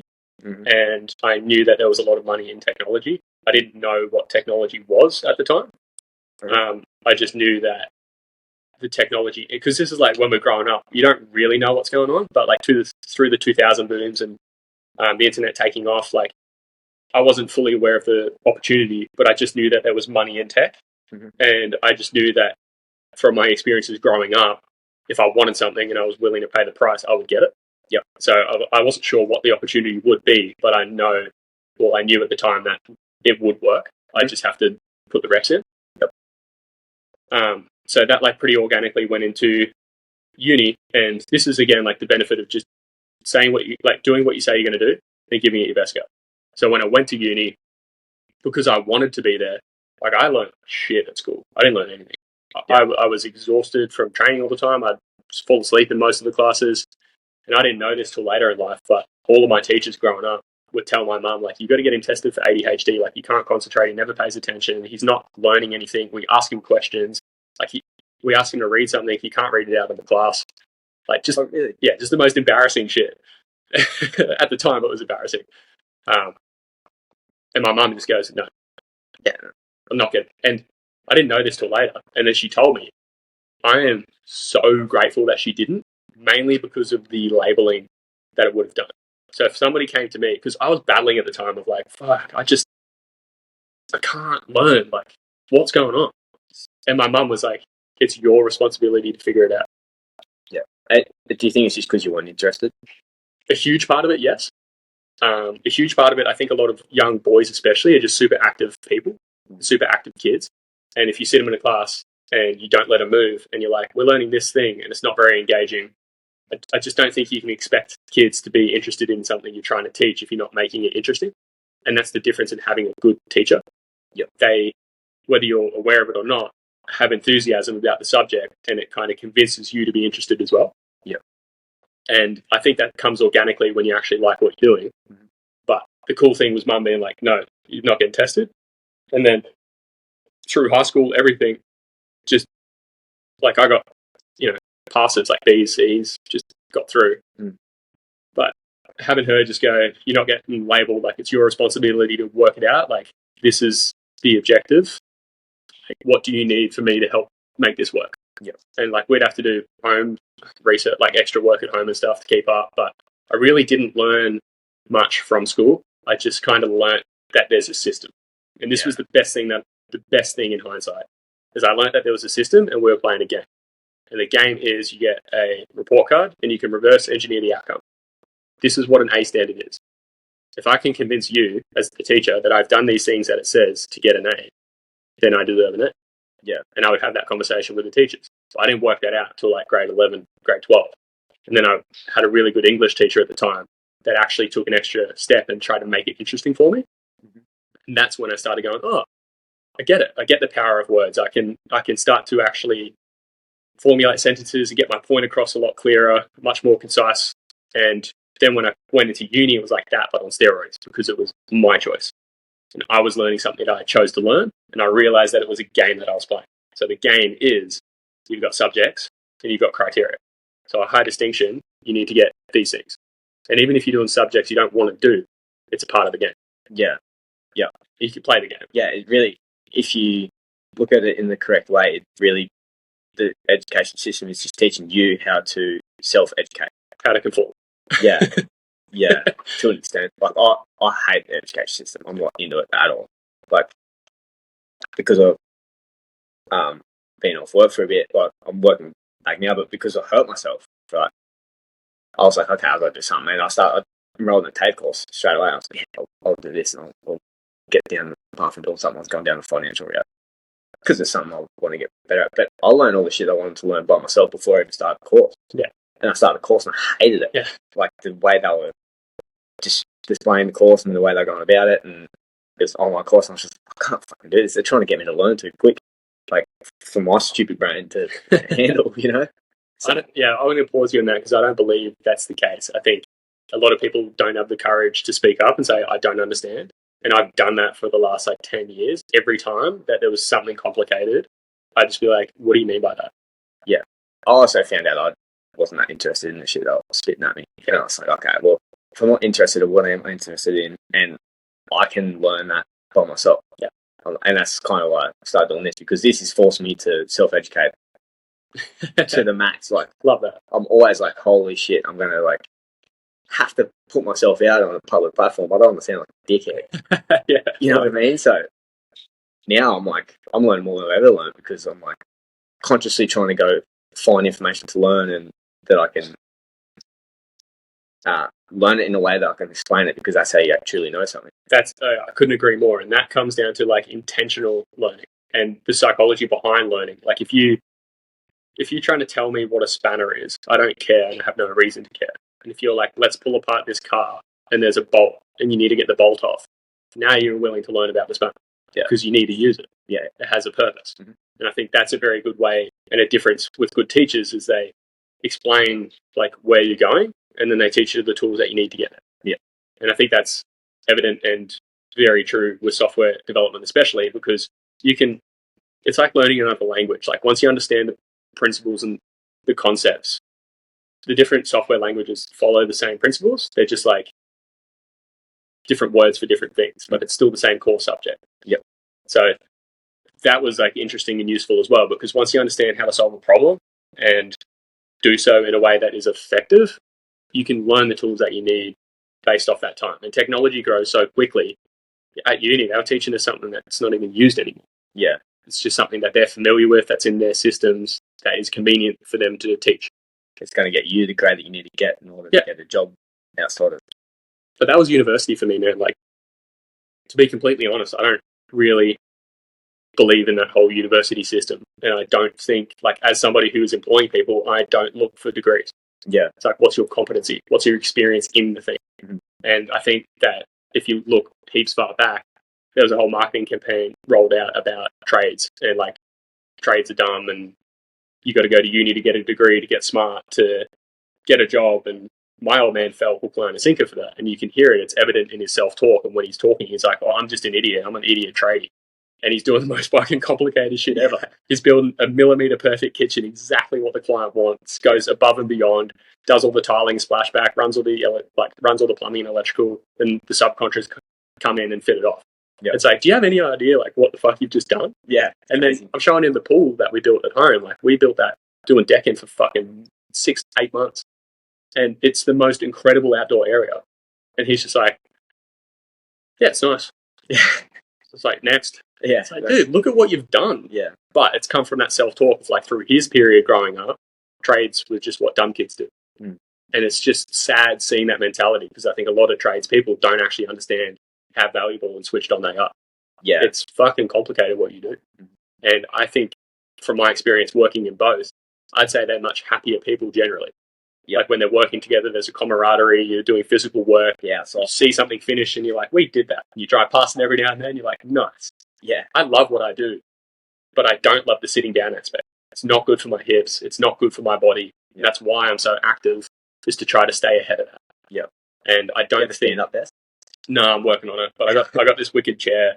It's super expensive, but I look at it as, that's an investment. Yeah, what do you do how long do you spend sleeping?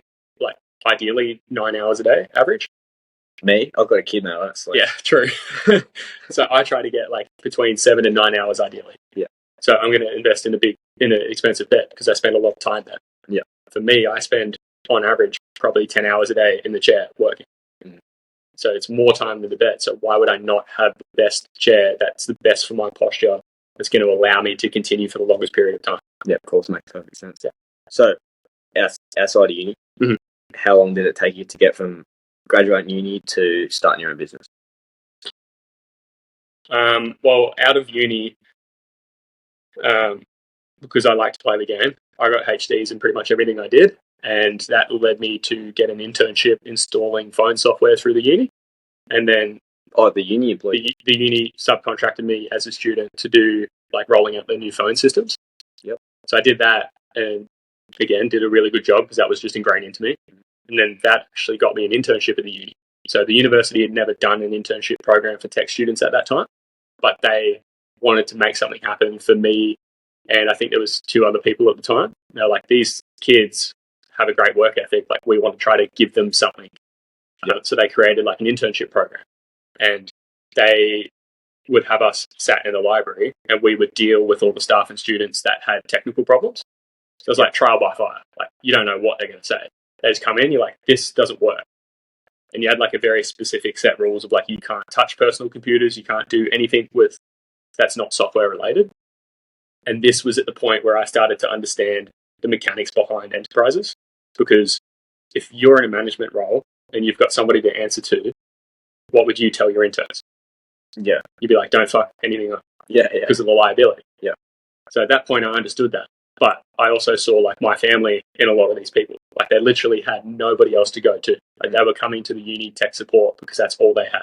They couldn't afford anything else. Yeah, like your family when they got that $300 computer fix. It's the exact same. Yeah. Like I know that if they leave here, they're going to spend at least $500 for somebody to do what needs to be done. But I already know what needs to be done. It's just high risk. So what I didn't do would take everything off their hard drive onto a USB, like all the important documents, completely nuke the computer and factory reset it with a new operating system, and then put all their important documents back onto it.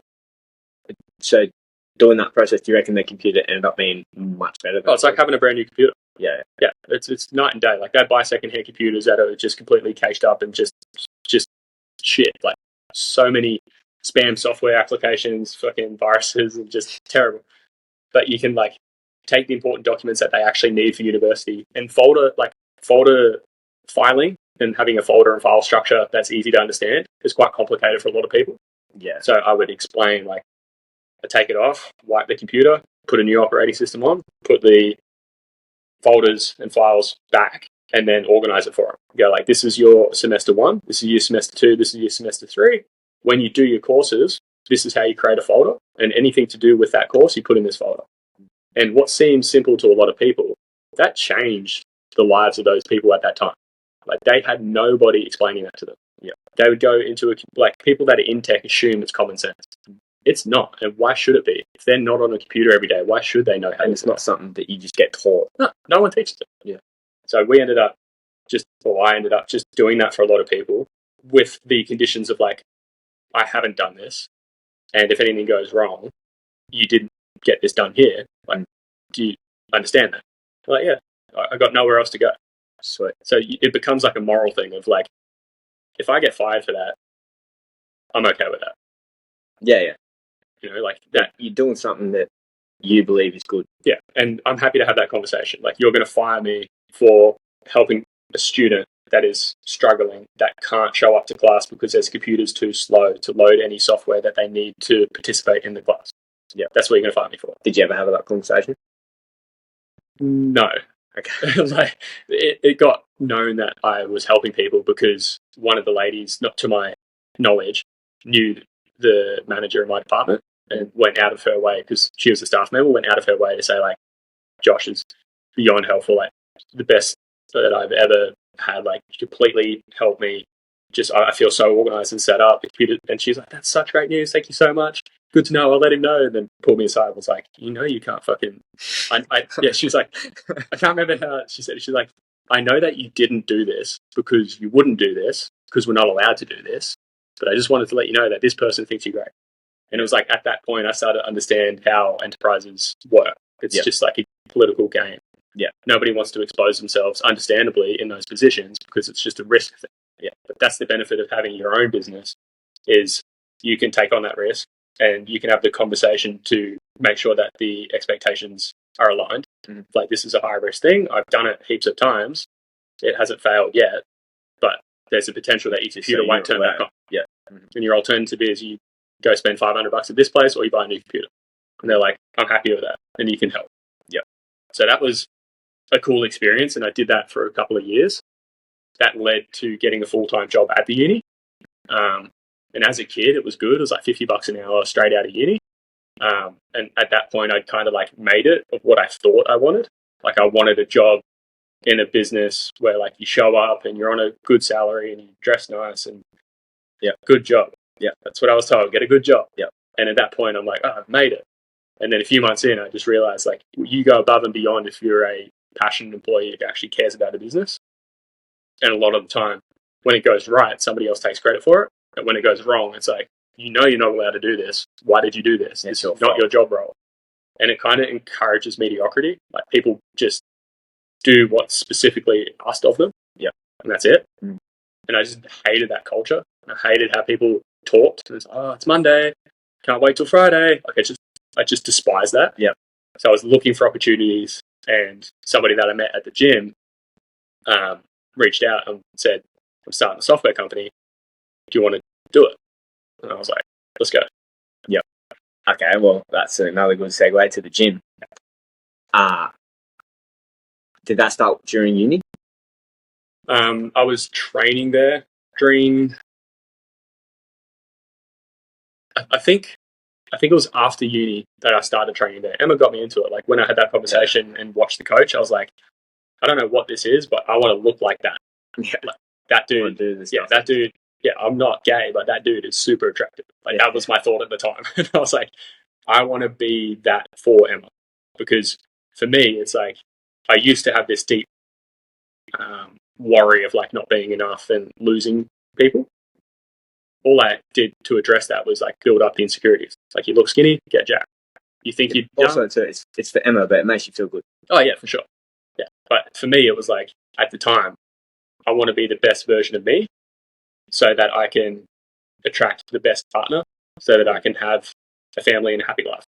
I think like having that camaraderie in a partner that you actually want to be with, and they have like I tell Emma all the time, if you're not happy, I want to know, because my priority is your happiness. Mm-hmm. Like if you aren't happy, I respect that. Like let's move on as friends. Yeah, tell me why. Yeah, it would crush me, but like I want her happiness above all else. Yeah, and she has that too. Mm-hmm. So when you have that together and you find that in a partner, it's just like you're constantly going out of each other's way to try to be the best version of yourselves for each other, and you see that effort both sides, and it just like builds a relationship up. Yeah, so that's great.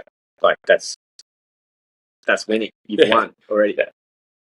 How long from that point, that day where you saw that guy and you had a crush on him? Yeah. How long from then until you bought into the gym and you started doing that sort of things? I think I was training there for like a year and a half or 2 years, and just the most incredible people, man. Like coming out of that surf club community environment, like I've got no resentment or remorse towards them. Like I genuinely think everybody there did the best that they could do at the time with the information that they had. Mm. And I know from talking to quite a few of them, a lot of them carry some guilt about it and they wish they did more. What's done is done. And like, you can hate that person all you want, but the reality is like, I did learn some good things. So I'm going to take the good and leave the bad. And everyone's learning at their own pace, their own way. Yeah. And they've got their own lives. Yeah. And different things going on. Yeah. And it's not your responsibility to take people along with you where you think is the best outcome. Yeah, because it might not be for them. Yeah, and that's fine. Like if people are enthusiastic and you're going in the same direction, then sweet. But that's the direction I was going. It's like I want to be around good people. And that gym, like the community there, man. Like being in a position now where you can make sure the community is a safe space is epic. Because a lot of people don't see the behind the scenes, nor that I want them to, nor should they. But it's work making sure that the community has good leadership, because like your community comes from the top. If you've got good leaders that don't talk any bullshit, and it's made very clear that if you've got a problem, you come directly to us, that waterfalls down the community. And if members early days had a problem, I'd go straight to them and go, I heard this is a problem, what can I do about it? It's like, that confrontation. They don't like it. They don't like it. Yeah. And just making the expectations clear. Because I genuinely don't think that those people have the intention of bringing the community down or creating a bad place. They just don't have anything better to talk about. Yeah. So I think if you nip it in the bud, like it's super, like confrontation itself sucks. And like when we went to get the gym, it was closing. That's why we did it, because they were going to have to close the doors. The previous owner was like, I'm done. So then I spoke to him and was like, we really want to keep this going. What's it going to take? And that was kind of where I started developing the people skills in business, like building a team and the value of having a team. I was very arrogant early days, thinking that I want to do everything myself. I want to start my own businesses, have my own companies, have control. That's all very good and well, but if you actually want to do that, it will take like a 10-year period. Or you can get to the exact same place in 1 year with having the right people.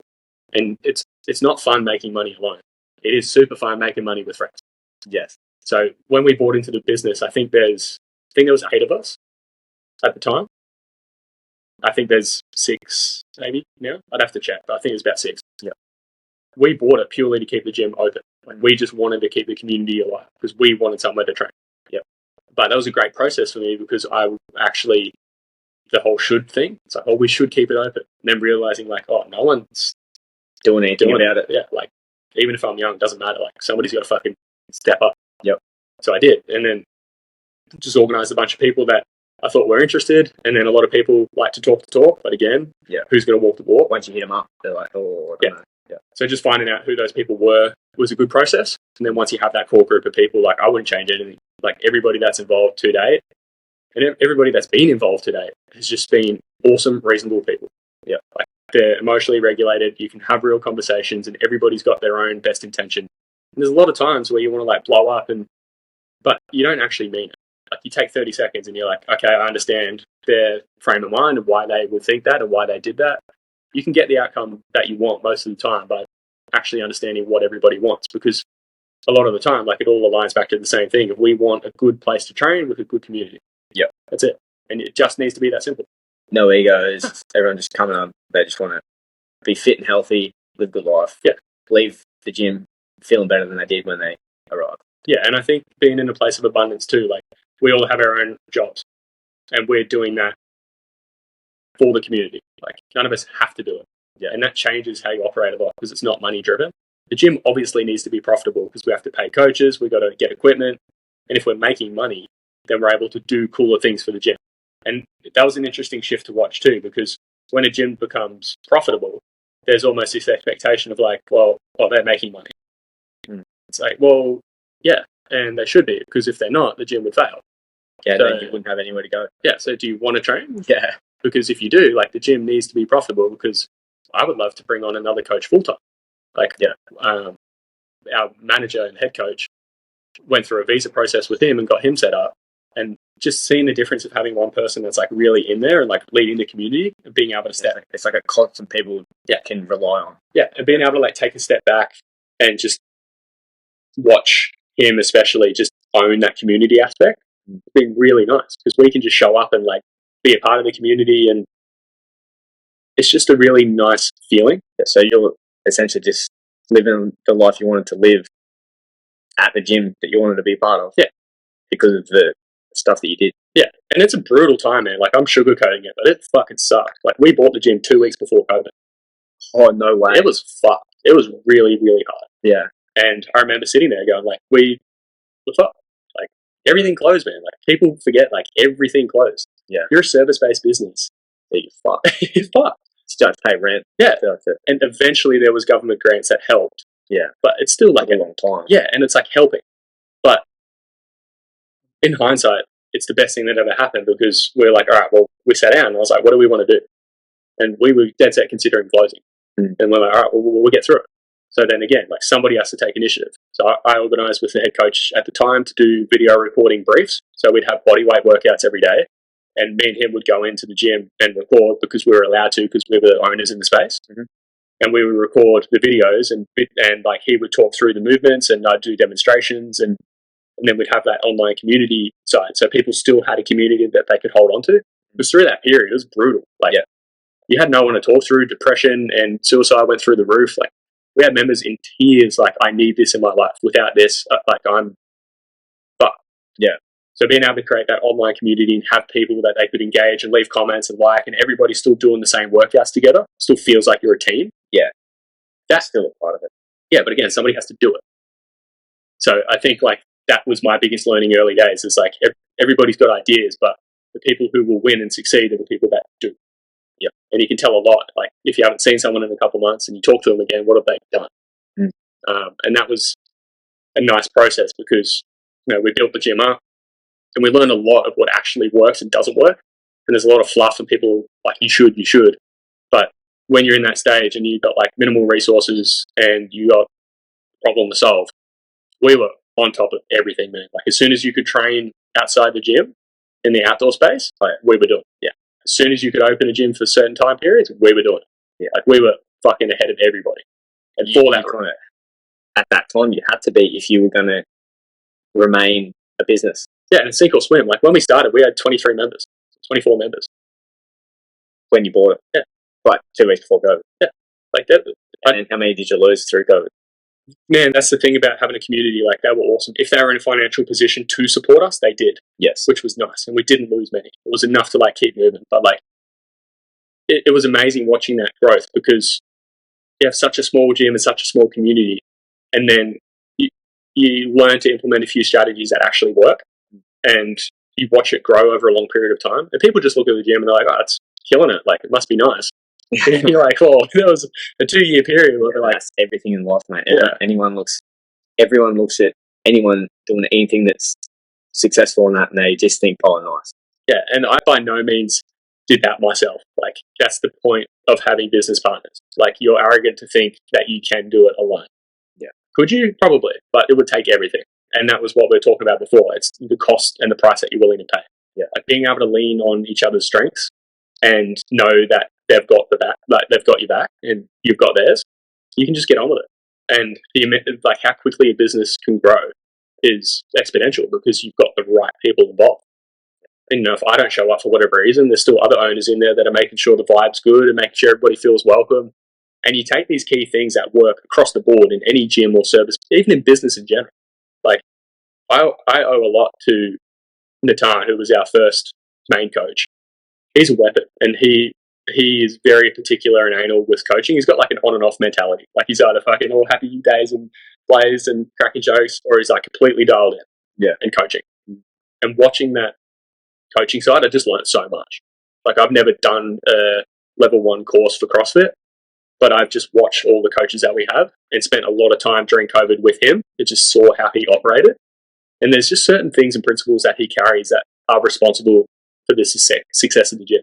Main one being, when you rock up, if you're the coach, and this then translates to the members, like the trickle down effect, you go to the first person that you look at that you would normally think, I wouldn't talk to them. Like, who is that person you normally wouldn't talk to? You go to them straight away and you say, hi, I'm Josh. And you're like, hi, I'm Josh. And you have a conversation. Because again, it's a form of confrontation, but you're killing the awkwardness. Yeah. And you stop the segregation of different types of people in the gym. You're all one team. Yeah, and because it's like, you're one of the owners or the coach or whatever, it is your responsibility to do that. You're taking on that responsibility whether you like it or not. Yeah, 100%. And what the interesting thing is, which I wasn't conscious of at the time, is the domino effect. Like, you do that and that's their first experience. The best thing ever is like then watching that person a month later greet a new person without you being involved. They go straight up and they're like, hi, I'm so-and-so. Yeah. It's such a rewarding thing because that's what creates a community. Like, we're all there to do fitness together. We all know what it feels like coming to the first class. It's super confronting. You don't know what to expect. Everybody looks super fit and you're just like, fuck. Having somebody friendly come up and be like, hey, how are you? What's your day? Like, what brought you here? What are you, are you local? You break the ice and then you feel like you're a part of something. Yeah, because you gave them a very good experience. They're still hanging out a month later and they know it's a good place to be. They're trying to encourage that now. Yeah. Yeah. That's great. Yeah, and I think like it comes back to what you want out of it. Like, we were never in it for the money. Obviously, the gym's got to be profitable to keep running, but we wanted a safe community space. And I think it was a little bit more deep-rooted for me too, because I thought I had that in that clubby scene. And then there was that one person, and then rumours that were just like absurd spread, and then some people chose to believe it. Some people had the courage to come up and be like, hey, is this true? Like, oh, what the fuck? Yeah. I didn't even know. Yeah. Like, that's what sick people do. And being in the position where like I own the community, I get to kill all of that as soon as I see it. Like, I have zero tolerance for that. And I had plenty of conversations where you just pull the person aside and you're like, listen, I've heard this. Is it true? They're like, oh, like, I'm sure you don't have bad intentions, but this is how it looks from other people's point of view. I want the best for you. I want you to be here, but this is how people perceive it. This is what you've said. This behavior needs to stop. I'm not going to ask again. And they're like, oh, no, I asked, like, does that seem fair? And they're like, yeah, it seems fair. But a lot of the time, people don't have the balls to just confront the situation, have a mutual conversation, like have a conversation and come to a mutual understanding. Like, people perceive people's actions how they choose to. A lot of the times, like, they could just be a really insecure person who says something appropriate because it gets a reaction and they think that they're getting a laugh. But that person doesn't know any better. Yeah. Like, have the conversation, find out where they're coming from and why they did it in the first place. Yeah, and they probably weren't even aware of it. No. And then you're like, well, this is how other people perceive it. And you just see them like cogs ticking, like, oh, I was just trying to be friendly and fit in. Fuck. Yeah. But a lot of the time, those people are shunned, which is unfair because they're never going to learn. Like, we're social creatures and we want community. Whether you're conscious of it or not, you'll look for validation. And if you're an awkward person, you've never had proper conversations, you might say the wrong shit because it gets a certain type of reaction. Yeah. Yeah. That's what you're looking for. Yeah. Yeah. So, yeah. That's been very rewarding because that community itself has just cultivated like this beautiful experience where you come in and like you could be having the worst day ever and then you just walk in. And it's similar to jiu-jitsu at Tally with Ryan. Like, rhythm is the same thing. You can walk in and you just get greeted. It's a nice place to be. Yeah. Yeah. That's a lot of like-minded people trying to just be fit and healthy and active and be part of a community. Yeah, and the key thing is they're trying to be better. Yeah. They're showing up because they care about their fitness because they want to be better. And I have a friend, Brendan, who changed my mentality when I first started. I was like, oh, I don't know, CrossFit's like $50. I think at the time it was like $50 a week, like $220 a month. So I can't justify that expense. And he just looked at me blank and was like, CrossFit is a bill. It's just a bill that needs to be paid.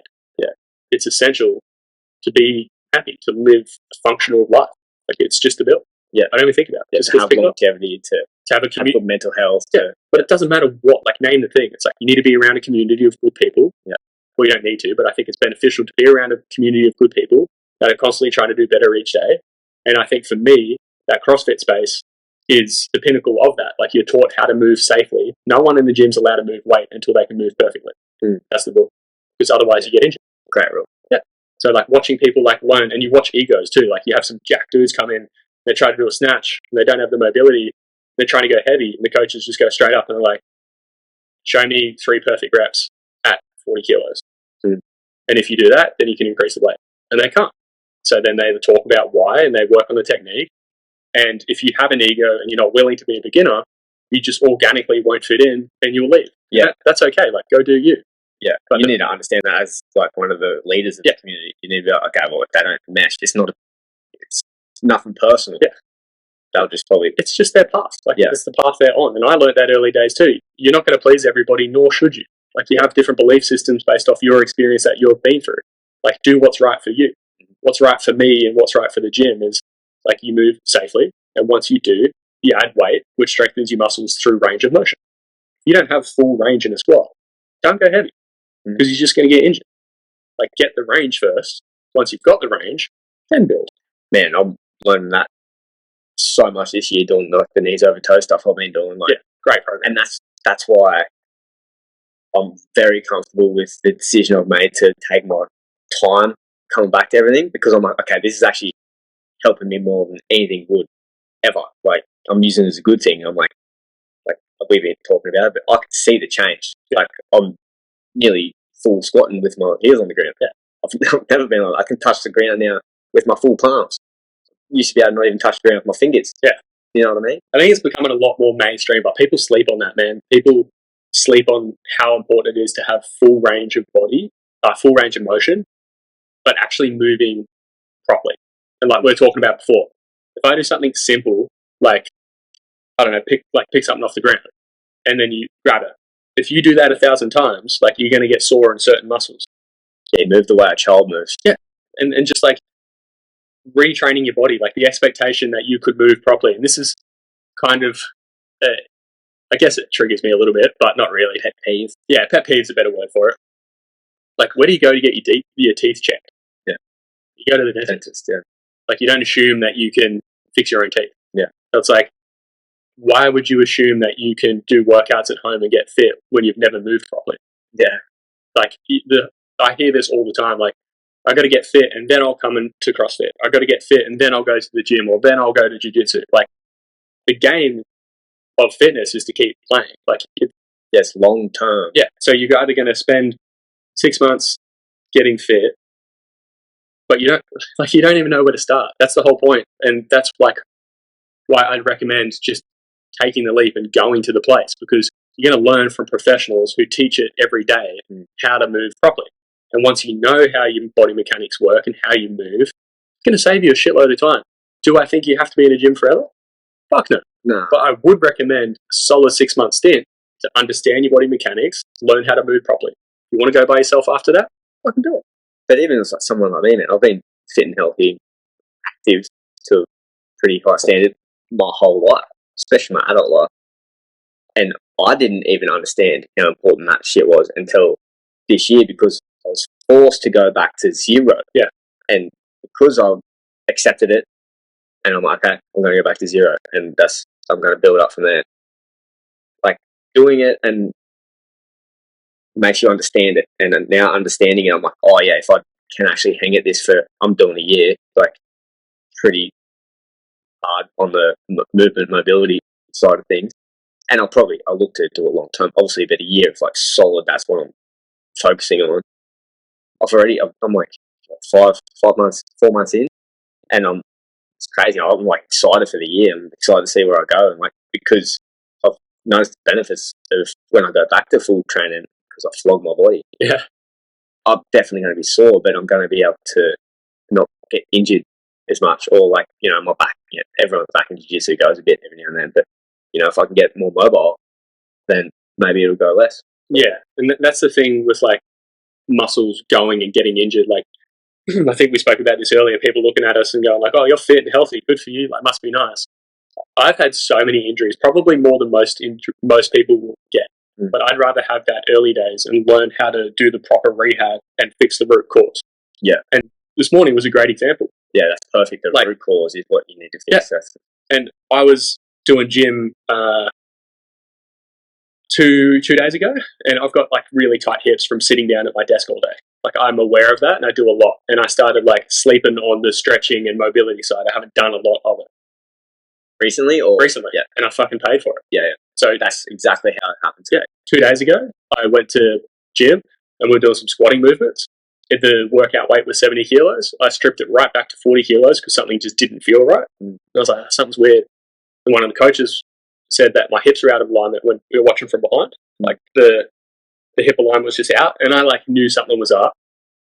And then I've done a little bit of mobility, but work takes over, and you don't actually, life happens. They don't actually address the root cause. You're not injured yet. You're exactly. Like, I've got time. Exactly. But that's where I think people go wrong. If you've got a niggle, you will get injured. Like, address the niggle. And that happened to me this morning. My knee blew out. Yeah, you learn the hard way. Yeah. And I'm like, sitting in a boot. Yeah, exactly. got these boots on trying to get better. Yeah. But this is all, like, it wasn't oh no. For me, this morning it was frustration. Like, I was angry at myself that I knew I had a niggle and I knew it wasn't addressed, and I still ran. Yeah. Like, and that's ego, man. 100%. Everybody's got it. And it's like, well, I've conditioned my body over a long period of time that I'll be able to do this and keep working on the mobility, and I'll eventually come good, which is true. But as soon as I felt a little niggle, I stopped. And that's the difference that I've learned the hard way over the years. Like, there was no reason for me to push through that last 2K this morning. I just stopped and I was like, this sucks, but my hips are out and I'm getting really sharp knee pains. Yeah. I can't even walk properly anymore. Like, I limped out onto the road. Yeah. And now I'm like angry that this has happened, but it's also understanding the root cause. Like, the root cause was the hips. Yeah. And it's probably not that severe. Like, it was sucked for maybe a week. Yeah. Max. It's just that bone-on-bone impact. Like, I can feel it. I've had it before. It's just bruising. It's super uncomfortable. Whenever I walk, my hip pinches. But a lot of people would have this type of injury and be like, that's it for me. Like, and that they avoid the pain. Rightfully so. If you don't know any different, it's super uncomfortable. Yeah. But you've got to go to professionals, like see a physio, get some needling, get some exercises, work through your range of motion. But it all comes back, for me at least, it all comes back to having strength through range. Yeah. And I know that I've lost range in my hips and my calves recently. Now I'm suffering for it. Yeah. Address the situation often. Yeah. I think it's super powerful frame of mind to have too. Because, like you were talking about before, lifting in the gym, like, I used to see it a lot. The egos of lifting. The best thing about going to like the CrossFit gym that I'm at is the best guys in there that lift the most heavy weight have built this foundation off mobility and strength. Yeah, like you can't lift those heavy. Like my mate Tom throws like 130 kilos over his head for a snatch, and it looks like nothing. You're like, this guy's a freak. But he's built that over such a long period of time, doing all the small 1%ers. And you know, like I watched him recently do the quarterfinal workouts, and which is like the stage before the semi-finals. So the CrossFit Games is like the top, I think, 40 people in the world, and then the stage before that in all your regions, you compete, and if you get like top 3, then you go. Oh yeah. So my housemate at the moment, Harry, he's been to the semi-finals, which is the Victorian event in Brisbane. Yep. His mentality, man, is nuts, and that's what people don't see. Like he'll wake up when he was training heaps, everything revolved around that. Like he'd wake up in the morning, he'd have a photo of Victorian Stadium, he'd fucking, I'm going there. Yeah, see it all the time, like all the little 1%ers, cold shower every morning, just because it's difficult. So you do it, and then that discipline muscle is trained. You get that task out of the way. Yeah, get on with it. And you watch it, and like those people that lift those hectic weights that do just so much volume, but they sustain it. They've done so much work, and they deserve every second of glory that they get. Yeah, that's why they're where they are. Yeah, yeah. The main point is you just need to understand. For people to get to that point, it takes a lot of fucking work. Yeah, and if you see somebody better than you, the chances are 99.9% of the time they've done a shitload more work than you. Yeah, it's not because they're more talented. No, talent runs out. Yeah, I've learned that. Like talent runs out. Oh man, I was killing it as a 13-year-old. I've had to learn that really, really the hard way. Like, yeah, you really have to do a deep dive into yourself, into your, ego. I was like upset as a kid because I would always never place where I thought I deserved. But yeah, when I came out the other side of puberty, because I was a late bloomer, like fucking legit 16, 17, I started actually growing. I came out the other side of that, the work ethic translated, like work ethic plus the growth, then resulted in me, I'm like, oh, instantly now I'm starting to like win state events, and I'm, winning open events, and like, oh fuck, hard work does eventually beat talent. It's just a time game. It's a lesson that you can learn. Yeah, man, the talent runs out, and a lot of the times the people with talent that get results end up failing and quitting because as soon as it gets hard, they're like, I'm not used to this. Whereas, like, I can tell from you, from knowing you as well, when we get to this, it's hard. For us, it's like we live here. Like, we're just getting started, and this is where most people quit. Yeah. Well, you don't just wake up and have that mindset. Fuck no. Like, we don't talk about it. It's just like normal every day for me. But I'm like, yeah, you really have to instill it in you over years and years and years and years. Like it's like years. Like I'm 30. I probably started really adopting this mindset of like doing. The doing mindset probably has only really reached its point it is now for the last like year or two, maybe 3. But like adopting the mindset of hard work and consistency and all that shit, like probably mid-20s. Like I thought I knew it early, like the surf club stuff taught me a lot. But the biggest thing it taught me was like I was winning everything when I was 13. And then because I was winning everything, I stopped training as hard. Yeah, and put off the 13 to like 22. Yeah. I was always training, and I knew I could train hard, and I always knew that. I'm like, I know how to train hard. If I want to win something, and I know how to get there, I know it, but I wouldn't do it because I was like, I know how to do it. Like it's all good. I can do it when the time comes, and the time it never came. So that was for me that lesson. Once I learned that I was like early 2022, 23, 24. That's when I like realized. Yeah. To an extent, I knew, but when I like realized, I'm like, oh yeah, I'm doing it wrong. Like because I had super high success super early, and then because you get expectation then from success, and I was too young to deal with it. Like, yeah, you get a little taste of success. But yeah, all the people around you, they expect it now forever. Like they're like, oh, okay, this guy, he's going to be the guy. Because I was at that age where it's like, oh, you go from here and you keep going, you're the guy then. It's also like, I love this frame and I think about it often. Play silly games, win silly prizes. Yeah. Like, make sure the game you're playing is intentional. And it's easy to get trapped into other people's games because of I don't know, ego or feeling like you got a point to prove. Like, define what's worked for me is defining what's most important to me and then playing those games. Like, the first one for me was, if I want to help other people, my mind has to be impenetrable. Like, I've got to be bulletproof. Yeah. I've got to be 100% at peace. And I couldn't do that unless I was truthful, because I think as a kid, and everybody has done it at some point, when you're holding on to secrets or you're living a lie or you're like telling yourself a story that's not true, you got this voice in your head and you know what the right thing is to do. And I actually don't, this is my personal opinion, but when I was going through that period young, I felt a lot of anxiety and depression. Like, I was sad a lot of the time and I didn't talk to anybody about it. I just dealt with it. But like, I think when you get to the point where like, I don't really care if I wake up tomorrow, I didn't even realize like I was at that point. It was just a thought. And that was the kind of the point of like, oh shit, I need to do something about this.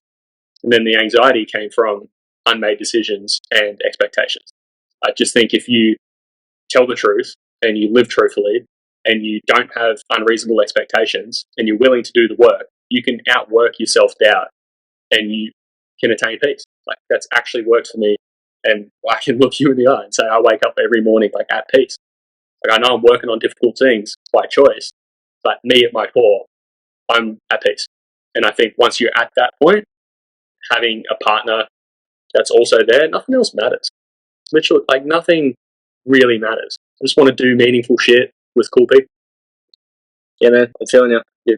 Look, everyone around me, everyone I interact with is super inspiring. Like, I take inspiration off everyone. You're super inspiring to me. Like, just the way you carry yourself and the way you've come through the stuff that you've come through. Like, yeah, I love it, mate. We should probably end on that. Right? Thanks, brother. Likewise. Yeah, cheers for your time. Yeah,